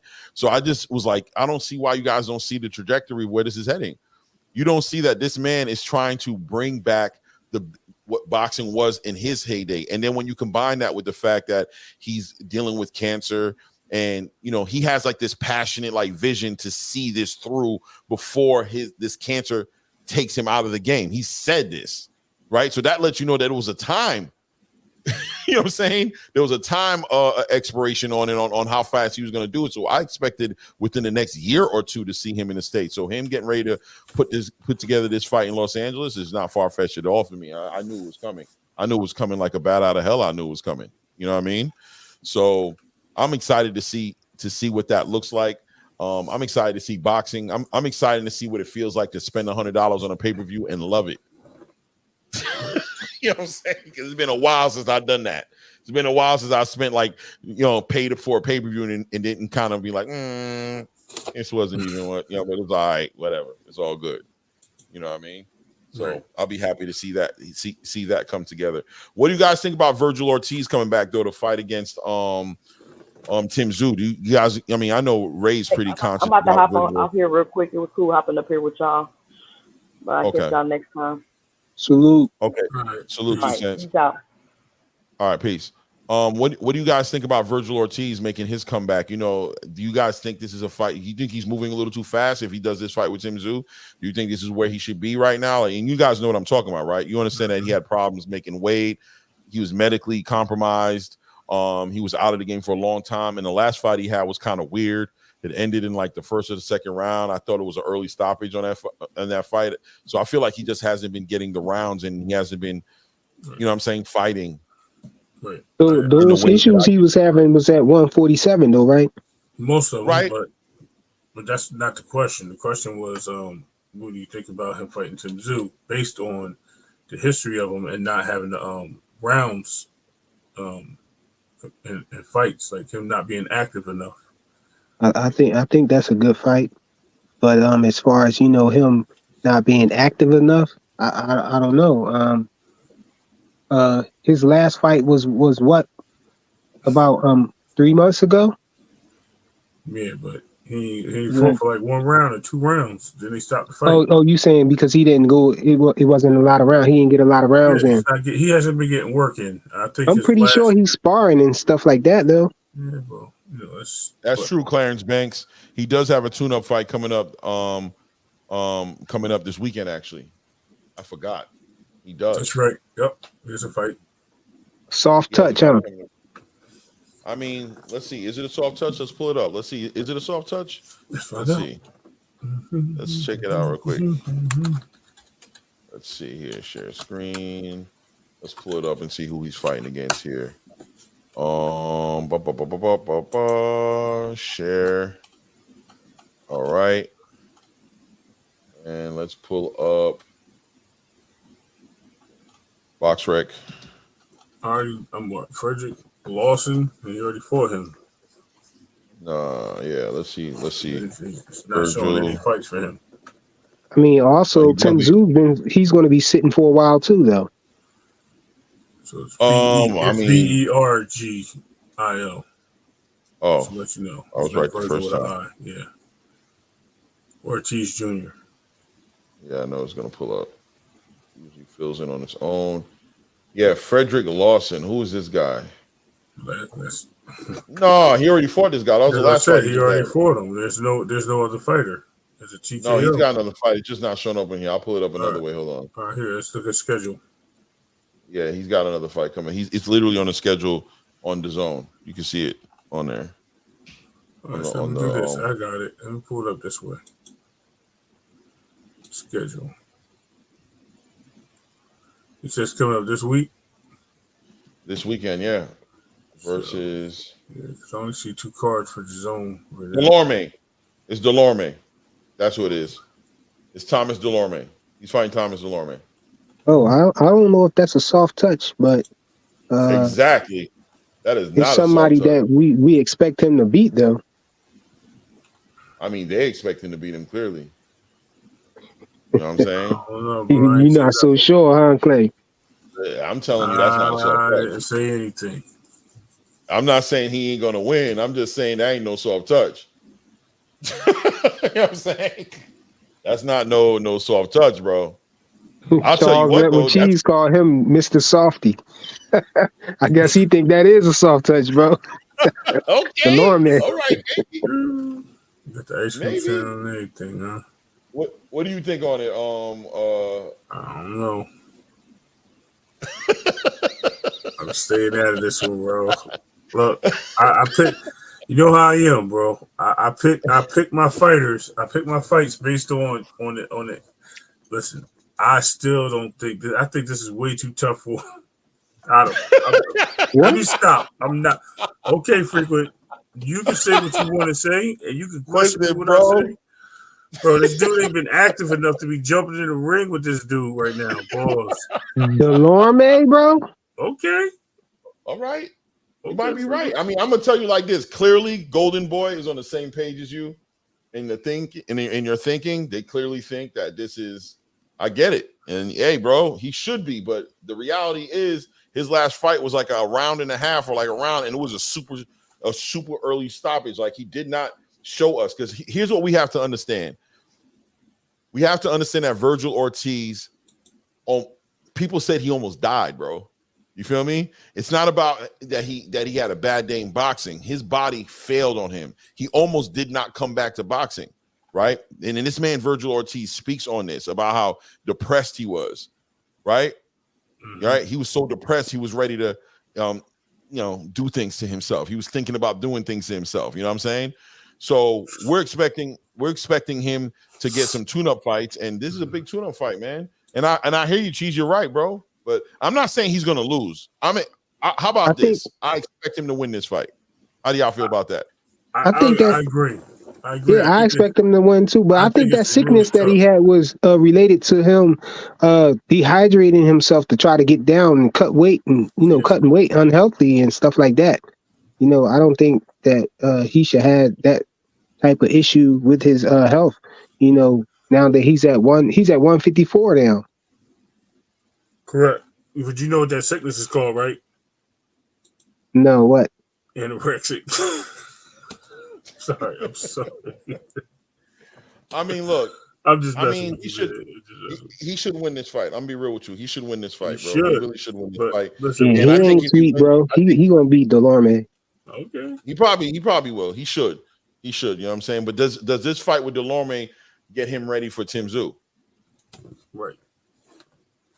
How about that? You know what I mean? Go ahead, answer that one. I'm staying out of this one, man. This is just does this get him ready for a Tim Tszyu? Does a fight? But you're right, Charles Edwards. He should win this fight. He's gonna win this fight. I'll tell you what. How about this? If he doesn't win this fight, what does that mean for Virgil Ortiz? How about that? Excuses. That's what that means. They can be like, look, man, he wasn't right. He ain't had no fights for a while, man. His last fight, it got stopped early. He ain't really getting no work in, man. He been sitting out for a while. Geez, if he don't win this fight, but y'all really think it's Fundora versus Spence before the Tszyu rematch? Ooh. Well, evidently, if they're trying to throw him on the card with Bud Crawford and give him a unified title, if Bud wins the belt there, and then try to get Tim Tszyu that fight there. I think the PBC gonna give, Errol a chance. They're gonna give him a shot at that. They're gonna give Earl a shot, and they're gonna try to move Jamel somewhere to get another shot somewhere else. Maybe for the IBF, whatever they're gonna do, they're trying to make moves to try to secure as many belts at 154 as possible. I'm telling you, it's a freeze out. So it's an outside hustle for Bud Crawford, bro. I think Bud's gonna be okay, bro. I think he's rocking with Turkey, and I think he's gonna be okay. I mean, money talk. So, and then when you see the fact that Al Heyman is now talking to Turkey, you feel me? I see that working itself out. My bad. Does Al Heyman even talk? Is he not a robot? We don't know what Al Heyman look like. Besides that part. Hold on a second. Let me bring up somebody on board right now.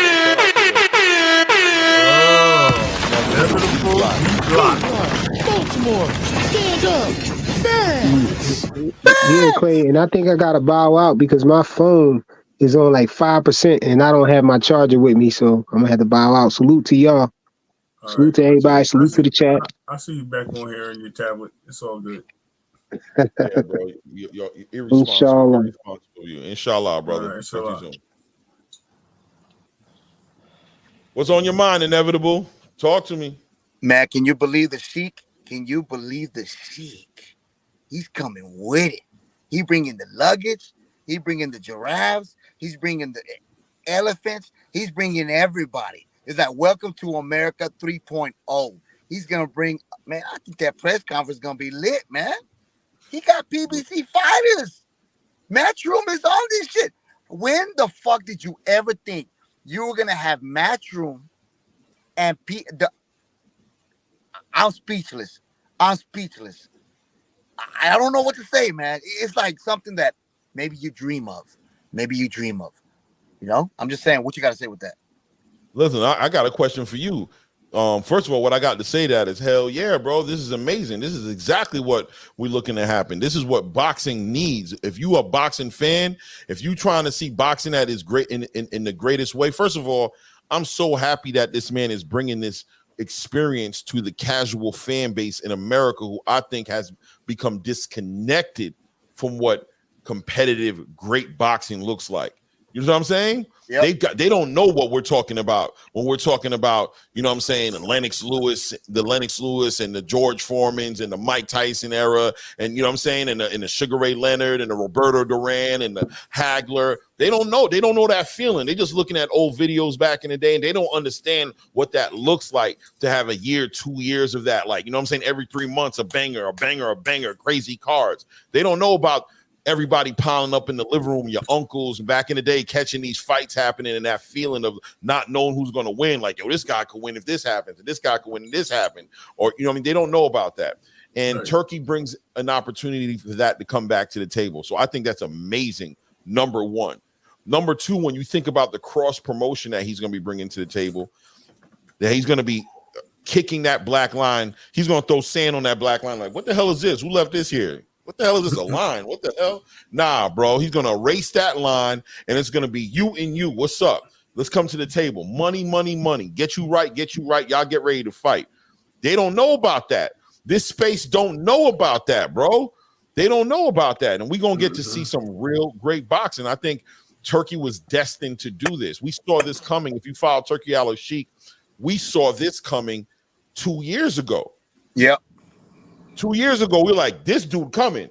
Yeah, what this dude gonna do? All he doing is messing with European fighters. Last year, we told you this dude is coming. Ah, man, who the hell cares? At the end of last year, when he did the card with Deontay, and he did the card with with everybody on it, with Joshua, with that stat card, we said, here he come. Now he got this event coming up right now with Better Beaven Bivol, and he brought Raymond Ford over. I'm like, oh. You see what he doing, right? He done pull Raymond Ford over there. You see the money he's putting into. You seen the work he's putting in on the intros, on the trailers for these fights. Man, listen, bro. Yo, that last trailer he just did with Eddie Hearn and Frank Warren, I want to see that movie. You heard? That movie gonna be crazy, bro. Hell yeah.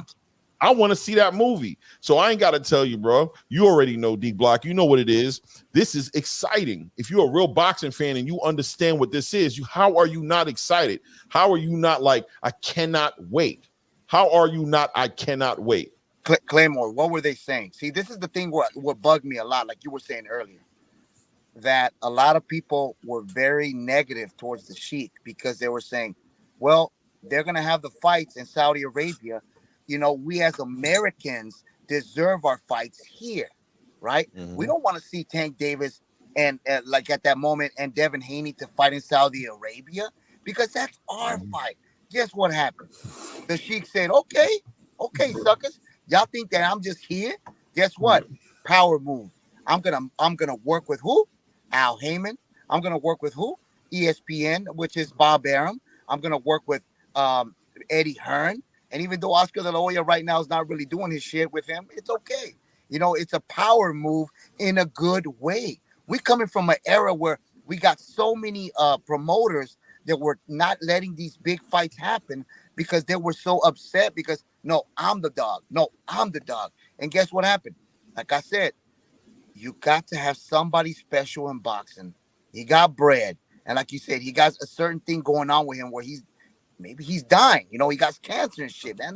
That shit's hard to take out, man. I work in the medical industry. I know what it's all about. I see people with cancer every day, bro. So I'm telling you right now, The Sheik is doing great. And if you still hate him, look at the card. Look at the card. You can't hate on that, man. 100%, brother. 100%, brother. You know what I'm saying? That's a fact. That's a major fact, bro. You can't hate. If you want to hate on it, that's on you. But it just looks bad. First of all, hate look bad on everybody. So anybody who's making a habit of hating, you know what I'm saying? Pray on it, bro. Yep. Get on your knees and pray for it, bro. Because hate is an ugly look. Hate is horrible. When you find yourself looking at somebody and you don't know them and you just hating them in your heart, you feel like you got animosity towards somebody. Pray on that, brother. Right. Do something about that, bro. Don't let that stink stay on you, man, because it's never a good look. Ain't never been one, ain't never gonna be a good look. That's number one. Get that out your blood. You know what I'm saying? That's poison in you. Cutting down on your life. You know what I'm saying? On your lifeline. You know what I'm saying? You could be living a nice old life and you dying early, cutting years off your life, months off your life because of that hate in your blood. That's number one. Number two, if you're a fan of boxing, there's no reason for you to hate on this. Now, if you're a fan of a boxer and you feel like, you know, you don't want your boxer to be in great big fights, you don't want your boxer to fight fights, you know what I mean? If you're trying to like be a fanager, I guess you might have a little hate in your blood. I don't know how that looks for you, because even as a fanager, I don't see why you wouldn't put your boxer in position to get something like this. But Turki Al-Sheikh coming to America is beautiful. Jaron Ennis, like I said, has never been closer to a Terrence Crawford fight in his life. Or payday. Yeah, Claymore. I've been saying that for the longest. I said there's a reason why Matchroom signed Boots Ennis. There's a reason why the Sheik called up Terrence Bud Crawford, and nobody believed me. I'm like, they're gonna try to make that fight. No, they won't. It ain't gonna happen. I'm saying, just watch how everything just stacks up together nicely. They're gonna present you. The Sheik wants the best versus the best. Now, if the fighter wants to say, I don't need the Sheik, I don't need this and that from him, I don't need his money, I'm good by myself, and you don't want to fight the best, what does that tell? What are you telling your people, man? What are you telling your public, the people that follow you? Yeah, that's right. We don't need the Sheik. But he's telling you, if you are who you say you are, the money's there. What are you stalling now? You know what I mean? No doubt. No doubt. We got to keep it real. We got to keep it 100. You know what I'm saying? Got to keep it 100. I'm excited to see what's going to happen. I ain't going to lie to you guys, though. It's like 3 hours into the game right now. You know what I'm saying? Right. You know how it is. You should have came up earlier, D Block. You've been out and about, bro. You like a damn tomcat, bro. You like out here getting cats pregnant and all around town, not taking care of your kids. Damn, you calling him a rat? You told him a rabbit chasing cats? You got a neighborhood that goddamn tomcat got a bunch of kittens running around in the yard. Where the fuck is that damn tomcat at, bro? Yeah, Claymore, I'm gonna let it go like this. I'm gonna let y'all go, man. I appreciate y'all the time, but I'm gonna let it go like this. You know what? You're right about hate. Hate is poison. And you know what it got to me, man, with that hate? It got me a tattoo of Tank Davis on my hand. So, you know, that's where hate got me to, you know what, to that point. But then, you know, you got to recognize yourself. It's a year later, and I recognize myself. All I want is the best fighters to fight the best. And I'm going to let it go like this. Tank, you had the opportunity to fight Devin Haney. I don't care what they say. And this Saturday night, Ryan Garcia just made money out of this fight. They're talking about bread. He was live today in Miami. Said he made he's going to make almost $50 million this fight. And the pay-per-view numbers, I know people are saying it made $250,000. No, there's other people saying $1.5 million. Okay? He made money. Yeah. We're going to find out in Friday. And I'm going to let it go like this. I'm sorry if I ran out. You know how I am sometimes. But I'm going to let it go like this. For all y'all people that love so much to hate on every other boxer but your own, you better wake up, because that boxer, he might be there with you today, but tomorrow he ain't gonna be there with you. You're gonna see him like Floyd when he told everybody, "Don't go to the zone," or anybody that was talking about that. And then you saw Floyd Mayweather on the zone on the exhibition making bread. So understand that there's money to be made. Boxers, wake up and know that the Sheik is for real. D Block, D-Town, D-City, D-Ville, Baltimore. Thanks!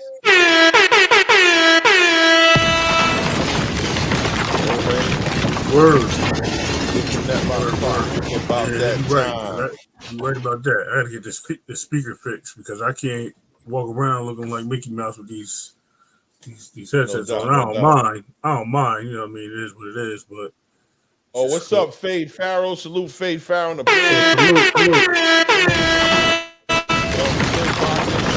Bro, that is definitely that right there. Mills is like definitely like one of the good guys in the game, bro. I appreciate you coming over here. Tell Mills I said what's up. Did you subscribe? Did you subscribe? Did you subscribe? That's what he said. He said. No doubt. What's your guys' thoughts on Ryan Garcia not making weight? Oh, Real Deal came in here late. But Real Deal did hit the cash app. You want to give him a quick? He hit the cash app, bro. You know what I'm saying? It was a whole bunch of fights going on that. It almost went left on here, bro. It wasn't. We had to bring it back with money. Right. TR left, and I'm like, we about to do the raffle off. And TR was like, I'm back. Yeah. Oh, man, what do I think, man, about him not making weight? Well, Real Deal X, I'll say I'm going to say something real quick. Matter of fact, Ray, speak on it, bro. Speak on it, please. I don't want to do it again because, I tried to look. I'm hard pressed because I did pick Devin, so it's kind of weird. But about the whole weight thing is it has its advantages, and he took advantage of a person that was stuck in his mindset of besting another fighter, and believing that he had a chance of doing something that that he wasn't capable of. He went through all the struggles of doing it. He definitely kept himself. He dehydrated himself to the point where he couldn't even make his strength back. He dehydrated himself where he couldn't even fill in solidly. Pause to a nice rehydration, and he was outclassed. He got outmatched. You know what I mean? He played checker on the chessboard, and he got dethroned. I have to give Ryan his flowers for playing the game right. We all thought Ryan was doing something different, but hey, you know what? Yeah, he didn't make weight, and it was an advantage to Ryan. At the same time, it wasn't just the weight; it was just the dehydration also. So he played the game right, and it is unfair that not coming in on weight does those things. I think Clay and Mazuma and Freakin were talking about earlier that how it's cheating because you signed a contract due to one stipulation, and they got into a whole disagreement about how come Devin did it with Regis. It's a whole different parallel. Devin made weight with Regis. All that stuff's out the window. Doesn't matter if he came in wrong and Regis is now coming out saying certain things. I've seen some of the interviews. It doesn't matter what Regis says. Regis is saying stuff due to him wanting to be critical of the situation. But if that was the case with Regis, then why did Regis say something then? You know what I mean? So now we're back on Devin and Ryan. Devin chose the money over in fame to outdo Tank. Okay, the guy he's chasing and always trying to outbest. He chose that over his health, a quality win, and other things that could have really changed his career.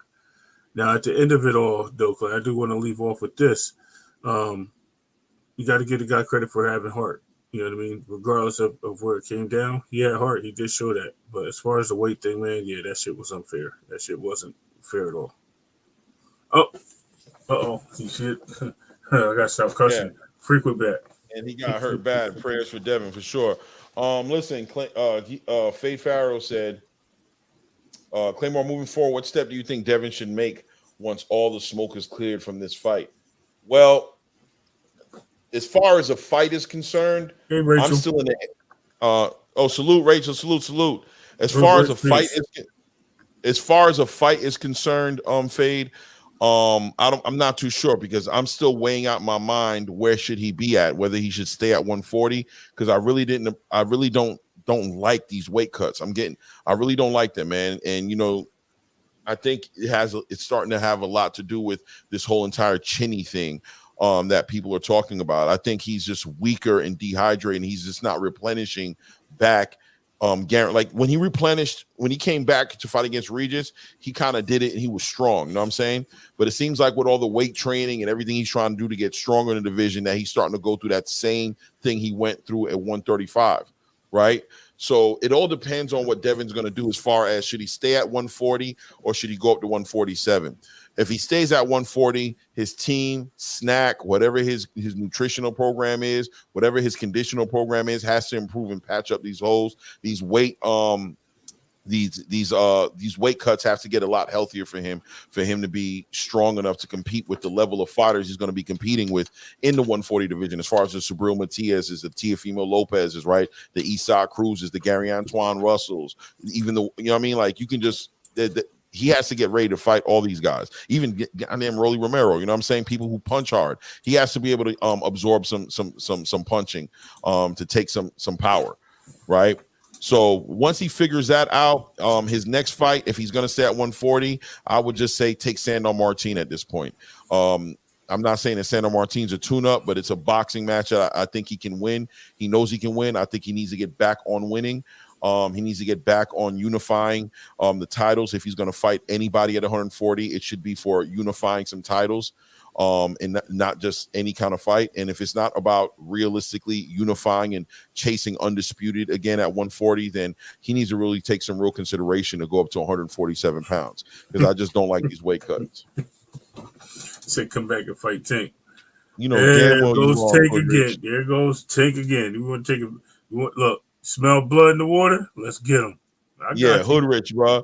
You need to take your ass somewhere, bro. You know damn well you out of pocket for that. That's funny. I'm gonna tell you right now, Devin don't need to fight Tank right now, bro. Listen, you know, Hood Rich told me he told me I was cheering for Devin on Twitter. He'd be watching, and that's why I broke that down. I think he had left when I broke it down. Nah, man, that's not what it is. Hold on, Real Deal said, was he overtrained?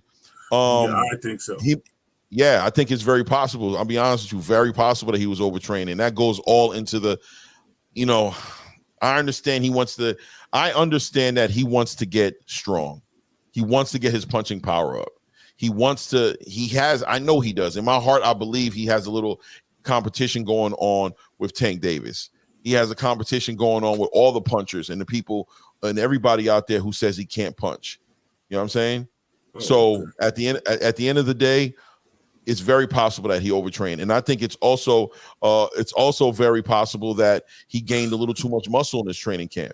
Yep. I think he gained more muscle because for him to do that weight cut, and you know how muscle works. Muscle weighs more than fat, and you don't just burn muscle off. I think it made this weight cut that much worse. So yeah, you know, and it was a point of the conversation that I wanted to bring up when we had the panel on before, Ray, to say that what does, you know what I'm saying, as far as with Devin Haney and training and getting ready for these fights, what needs to change? You know what I'm saying? Like what changes that helps? Because he did it seemed like it worked out well for him against Regis Prograis.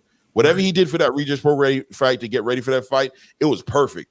I thought he found his weight division. I thought 140 was his weight division. I'm like, oh, bro, this dude came in perfect. But this time around, he just went backwards, right? He digressed back into that 135-pound issue that he was having. Right.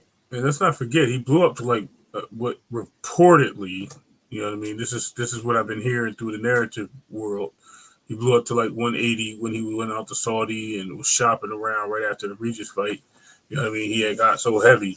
And I mean, he looked a little, you know what I mean, oversized, but then he got back in shape quick, you know what I mean, and looked like he got back into business. But yeah, he can't keep doing that. Like he looks like he's a kid that's having weight issues altogether. And I thought I just never thought he was strong enough to be fighting at like a 154. I think 147 is like his strongest division. That's where he'll end up, and that's where the best we'll see him at his best.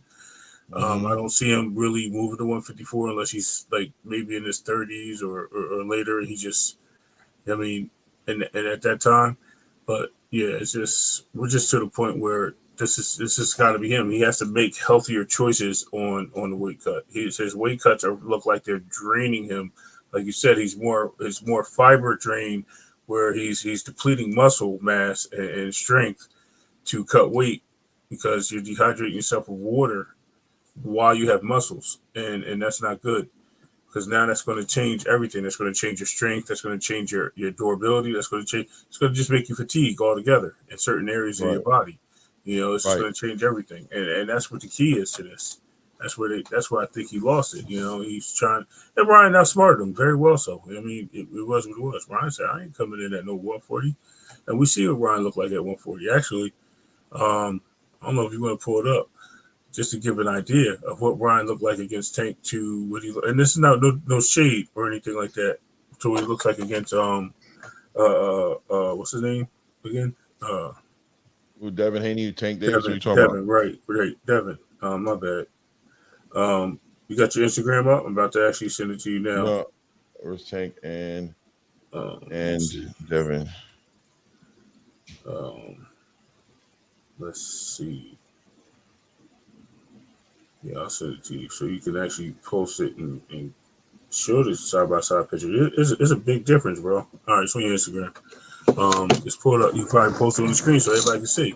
Dude, it's a huge difference. Tank used a rehydration clause, and he didn't fight a healthy Ryan. And it was stated that if he had fought a healthy Ryan, you heard Tank. He said, "Man, I ain't stupid." He said he ain't stupid. And fighting a healthier Ryan is did he take advantage of Ryan at that point too? These things are all like you said. Clay said it. It's chestnut checkers, and Ryan learned his lesson. He learned, and it goes both ways. Devin should learn his lesson from this. And if he hasn't learned his lesson, then you're gonna find himself in the same boat. Unfortunately, we don't want to see that. I like all these fighters, and I would like all of them to be successful as they're progressing in their careers, because we only want to see the best fights. We can't see the best fights if these guys are depleted or not healthy and things of that nature. Actually, isn't that one of the reasons why you didn't want to see Tank and Devin fight at 135, Clay? Yeah, I didn't want to see it there. I don't want to see it there. Why would I want to see it there? It's not healthy. Right. So now we just seen a healthier Ryan fight an unhealthy Devin. So that's the same thing. You know what I mean? And it comes down to that same point. I'm trying to find this damn picture on Google, because if I put it in Instagram, I got to access it to my computer. I don't have my Instagram hooked up on. I don't think. Hold on. Let me see. Let me send it a different way. I just sent this to the wrong person. My bad.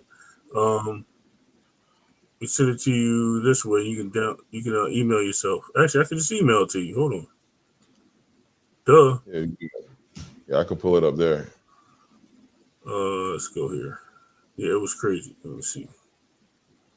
This guy right here. That's him. Let me see. Reply to this guy. I don't know this guy, but let's reply to him. Just kidding. There you go. You got it? Yeah, it's coming now. Send. Sending. Says sending.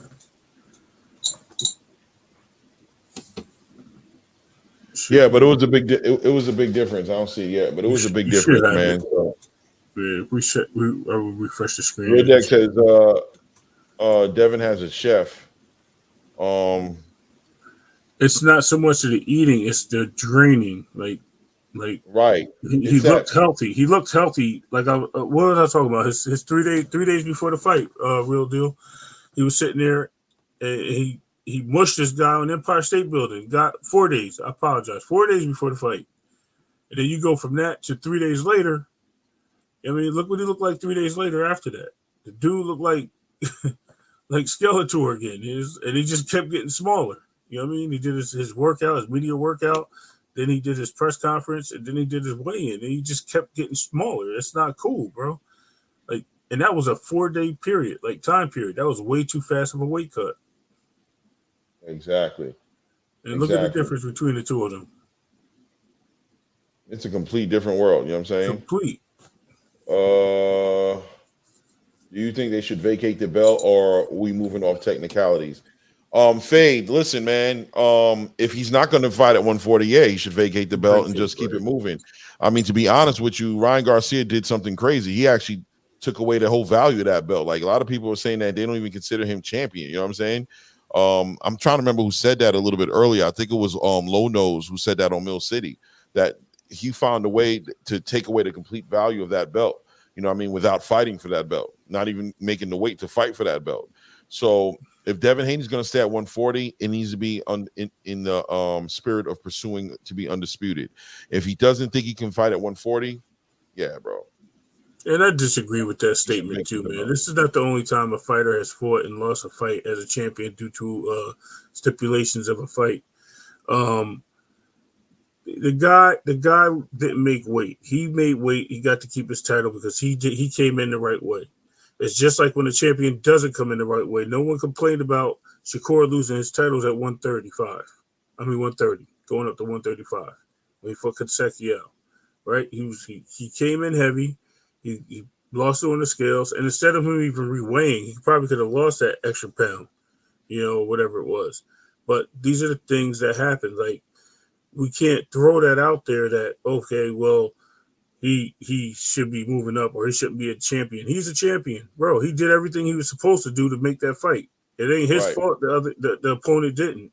The contract stated it was for the belt. When they took the belt off the line, he remains champion. It is what it is.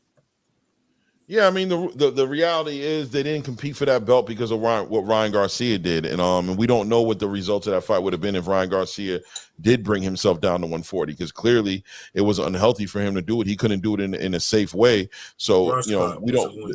So would have Ryan Garcia taking away Devin Haney's belt at 140? We don't know that because they didn't fight that weight class. So as far as the legitimacy of him having the belt, I don't have any problems with him not losing the belt. It does look a little weird. It is a little weird to see him get beat that way and still be a champion, but it's just a catch weight fight. That's like seeing, that's like Floyd Mayweather fighting at 147, but doing a catch weight fight at 154. And if he loses that fight, everybody wants him to not be champion at 147 anymore. Jamel Charlo went to 168 pounds and got embarrassed by Canelo Alvarez and came back a unified champion. Now, he lost his belt eventually because he wasn't defending them, but we weren't asking for his belts to be taken away from him because he wasn't fighting in his weight class. Correct. Yeah, you let me know what you want to do. I can drop it if you want. If not, I'll leave it. Roscoe wants to come out here because he has something to say real quick. Yeah. Go ahead. Drop it. Right. We moving in a gray area right now. Maybe Fade. Maybe we live in the gray here, bro. Yeah, we do. We do. I was live in the gray area. Forget about what we think. I need to get at my soundboard. You was born in. You just come in the dark. Yeah. I was born in it. You know what I'm saying? Molded by it. I was molded by it. You know what I'm saying? We live in the gray, baby. Pushing all the narratives. We pushing all the narratives. You only adaptive to art. Yeah. Let's see. Oh man, what is going on here? Is this frequent? Who is this? This is Roscoe. Roscoe always got that freestyle. Roscoe always got the freestyle. He always changing his name. Salute, Ross. How you doing, family? Oh, I'm chilling. Oh, I forgot to change that name because I was on the other podcast talking shit. So I forgot to change it. Actually, I didn't know that was on there. No, but I agree with both of y'all. I think he's right. Ray is right. Devin did everything he can to make the fight at 140. This isn't the same day weigh-in anymore. So you people rehydrating at a certain weight is one thing. That's what they do today. But you still got to weigh in at the weight limit. He purposely didn't weigh in at the weight limit. And in the boxing rules, even if it's 1 pound over, you are now in another weight class. And he came in 3 pounds heavier. Not only that, he get to rehydrate more comfortable. He got to train more comfortable while the other guy was losing weight. This is why I say, and I said it in my live before, Devin Haney should have been left the 135-pound division. He fought down there for too long. Yes, he did. And now trying to make 140 seems like it's too much for him. So what is he going to do now? Move up to 147? He's still not going to be strong there. And then you got Ryan Garcia, who beat him. Yeah, Ryan Garcia beat him. He did. He beat him. But at the same time, neither one of these guys look good on that fight night. Everyone is so fixated on the knockdowns, that if it wasn't for a lot of those knockdowns, the rounds where there wasn't no knockdowns, those rounds were either Haney or pretty much even. So both of these guys didn't look too spectacular. And then you got Ryan Garcia saying, oh, I purposely didn't make weight. And I don't plan on making weight ever at 140. But I'm still going to fight at 140. That's what he's trying to do, y'all. He's trying to stay at 140, but not have to make weight. He's going to be fighting at catch weights. He's going to become the new catch weight guy. He already said he doesn't even care about the belts.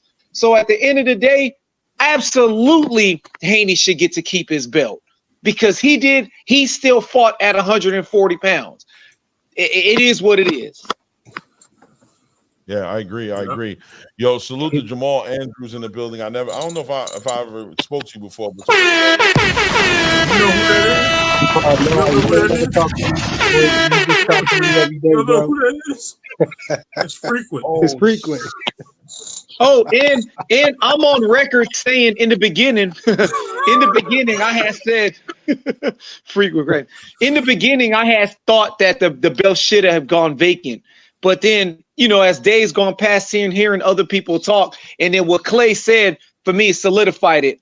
He did everything he can. He fought at 140 and he fought a 147 pounder on fight night. So he should keep his belt. 100%. 100%. Yeah, man.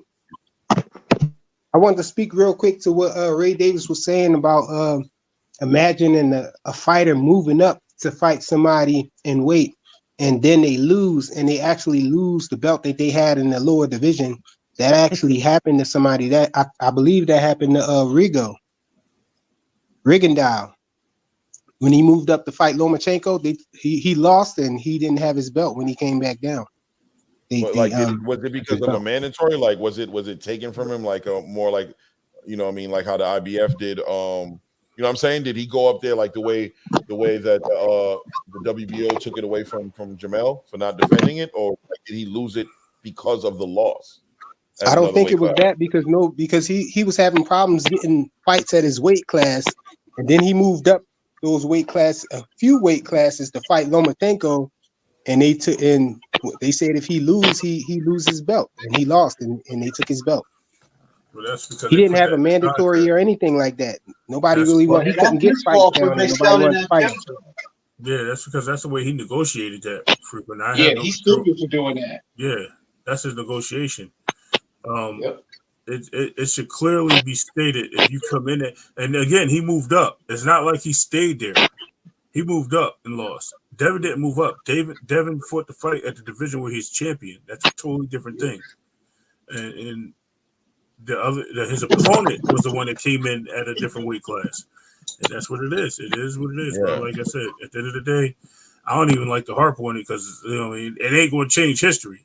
You know what I mean? We could talk about the Tootsie Roll, Sweet Roll, California Roll, all that. Nothing's going to change history. It's already in the book. You know what I mean?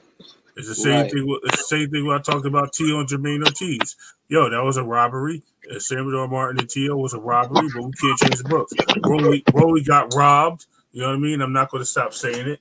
Pitbull should not be the champion. I don't know where y'all keep getting this from, but it's okay. Do not listen to this man, bro. He is trolling right now, bro. He about to get muted. Listen, also, bro. Ray, to that other thing though about did somebody ever miss weight on purpose? Yes. Jaron Boots Ennis fought some guy. I think his name was Brave. And that guy came overweight on purpose, and Jaron said, "I don't care, let's go," and still beat the brakes off that dude. Well, that's because Jaron Ennis, even though he's IBF, remember IBF, they only have to weigh in, I think, the morning of the fight, and then they can rehydrate all the way up to whatever. So if he rehydrated, because Jaron Ennis is like 190, 200 pounds walking around, so I don't know how he does it in such great pause and in good shape the way he does when he gets down to his weight and comes in at 154 the morning of the fight to get weighed in. But he probably rehydrates to like 178, so it don't matter what that dude was rehydrating to. He was rehydrated to 180. The IBF rules, you can't rehydrate over 10 pounds above the weight. Right. No, but that's the morning of the fight. The morning of the fight. That doesn't mean anything after you do your weigh-in, you can rehydrate after that. Yeah, it's the morning of. And to piggyback off what Frequent said, to piggyback off what you said, it's not the fact that just because he was 3 pounds overweight, that's not the reason why he lost or whatever. It's the fact that one person was drained and then the other person wasn't. If they both was drained, then it would have been an even playing field. But one wasn't. So one had to concentrate on losing weight, the other one didn't. So all of that plays a factor in what happened. Yeah, I totally agree with you. I was saying that before earlier. I was saying the same thing. Some people just don't understand that. That one person had to kill himself thing there to get down to the weight.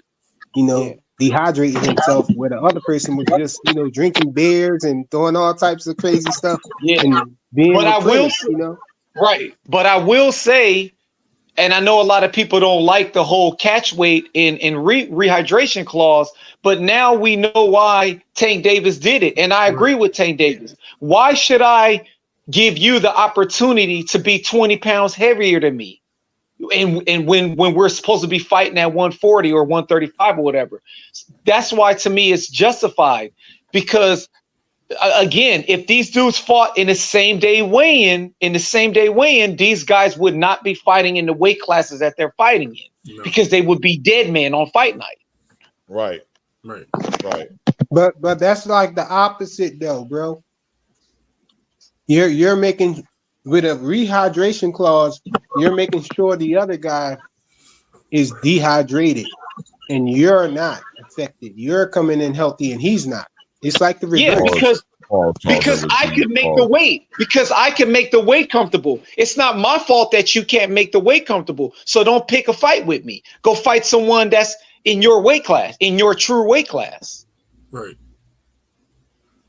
Feel me? I agree with that too. See, but at that time though, we didn't exactly know where Ryan Garcia was at with it, because he wasn't fighting on weight classes. He was fighting catch weights both ways.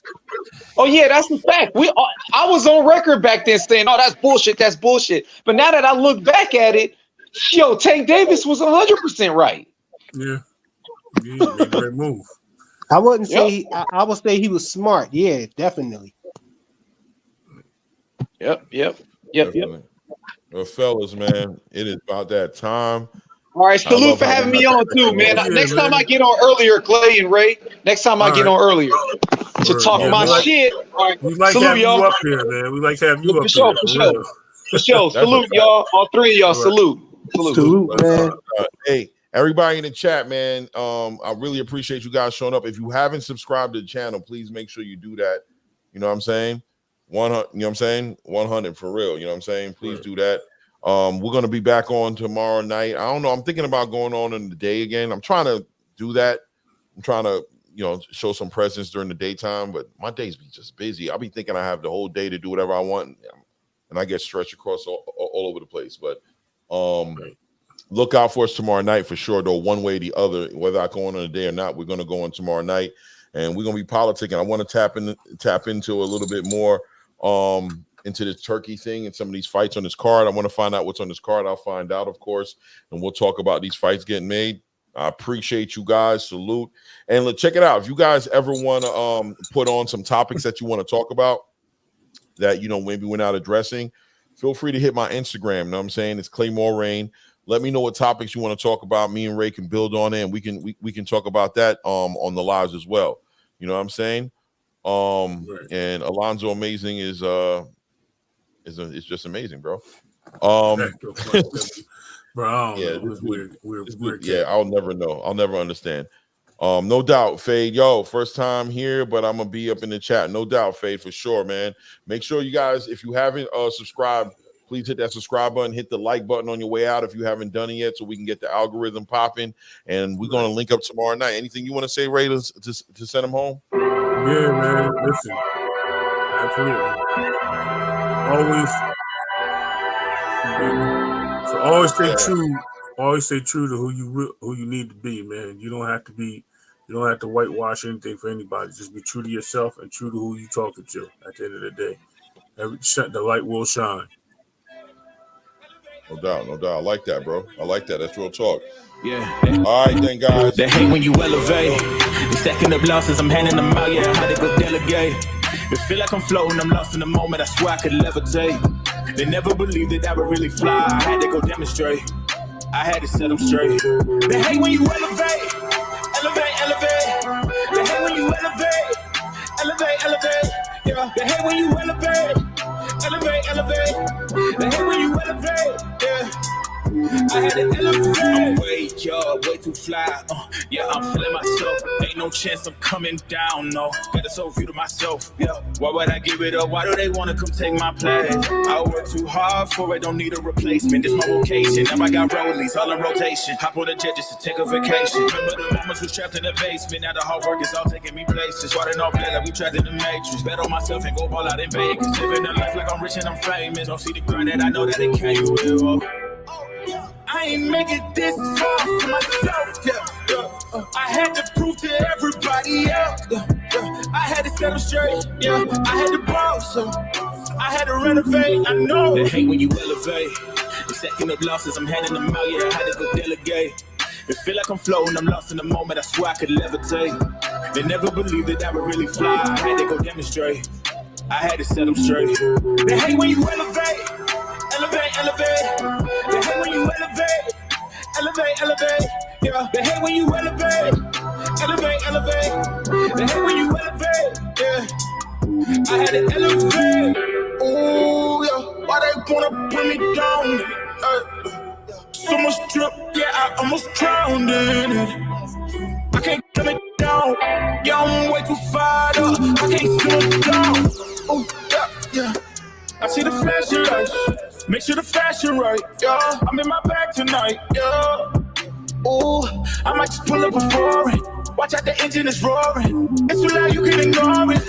Yeah. This the high life for the few. You can have it all, no need to choose.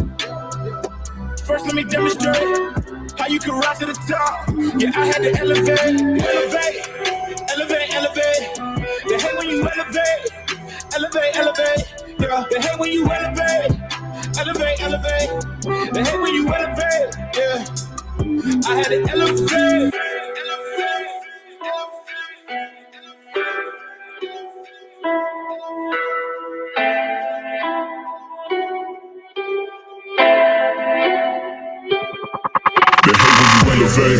The second of losses, I'm handing them out, yeah, I had to go delegate.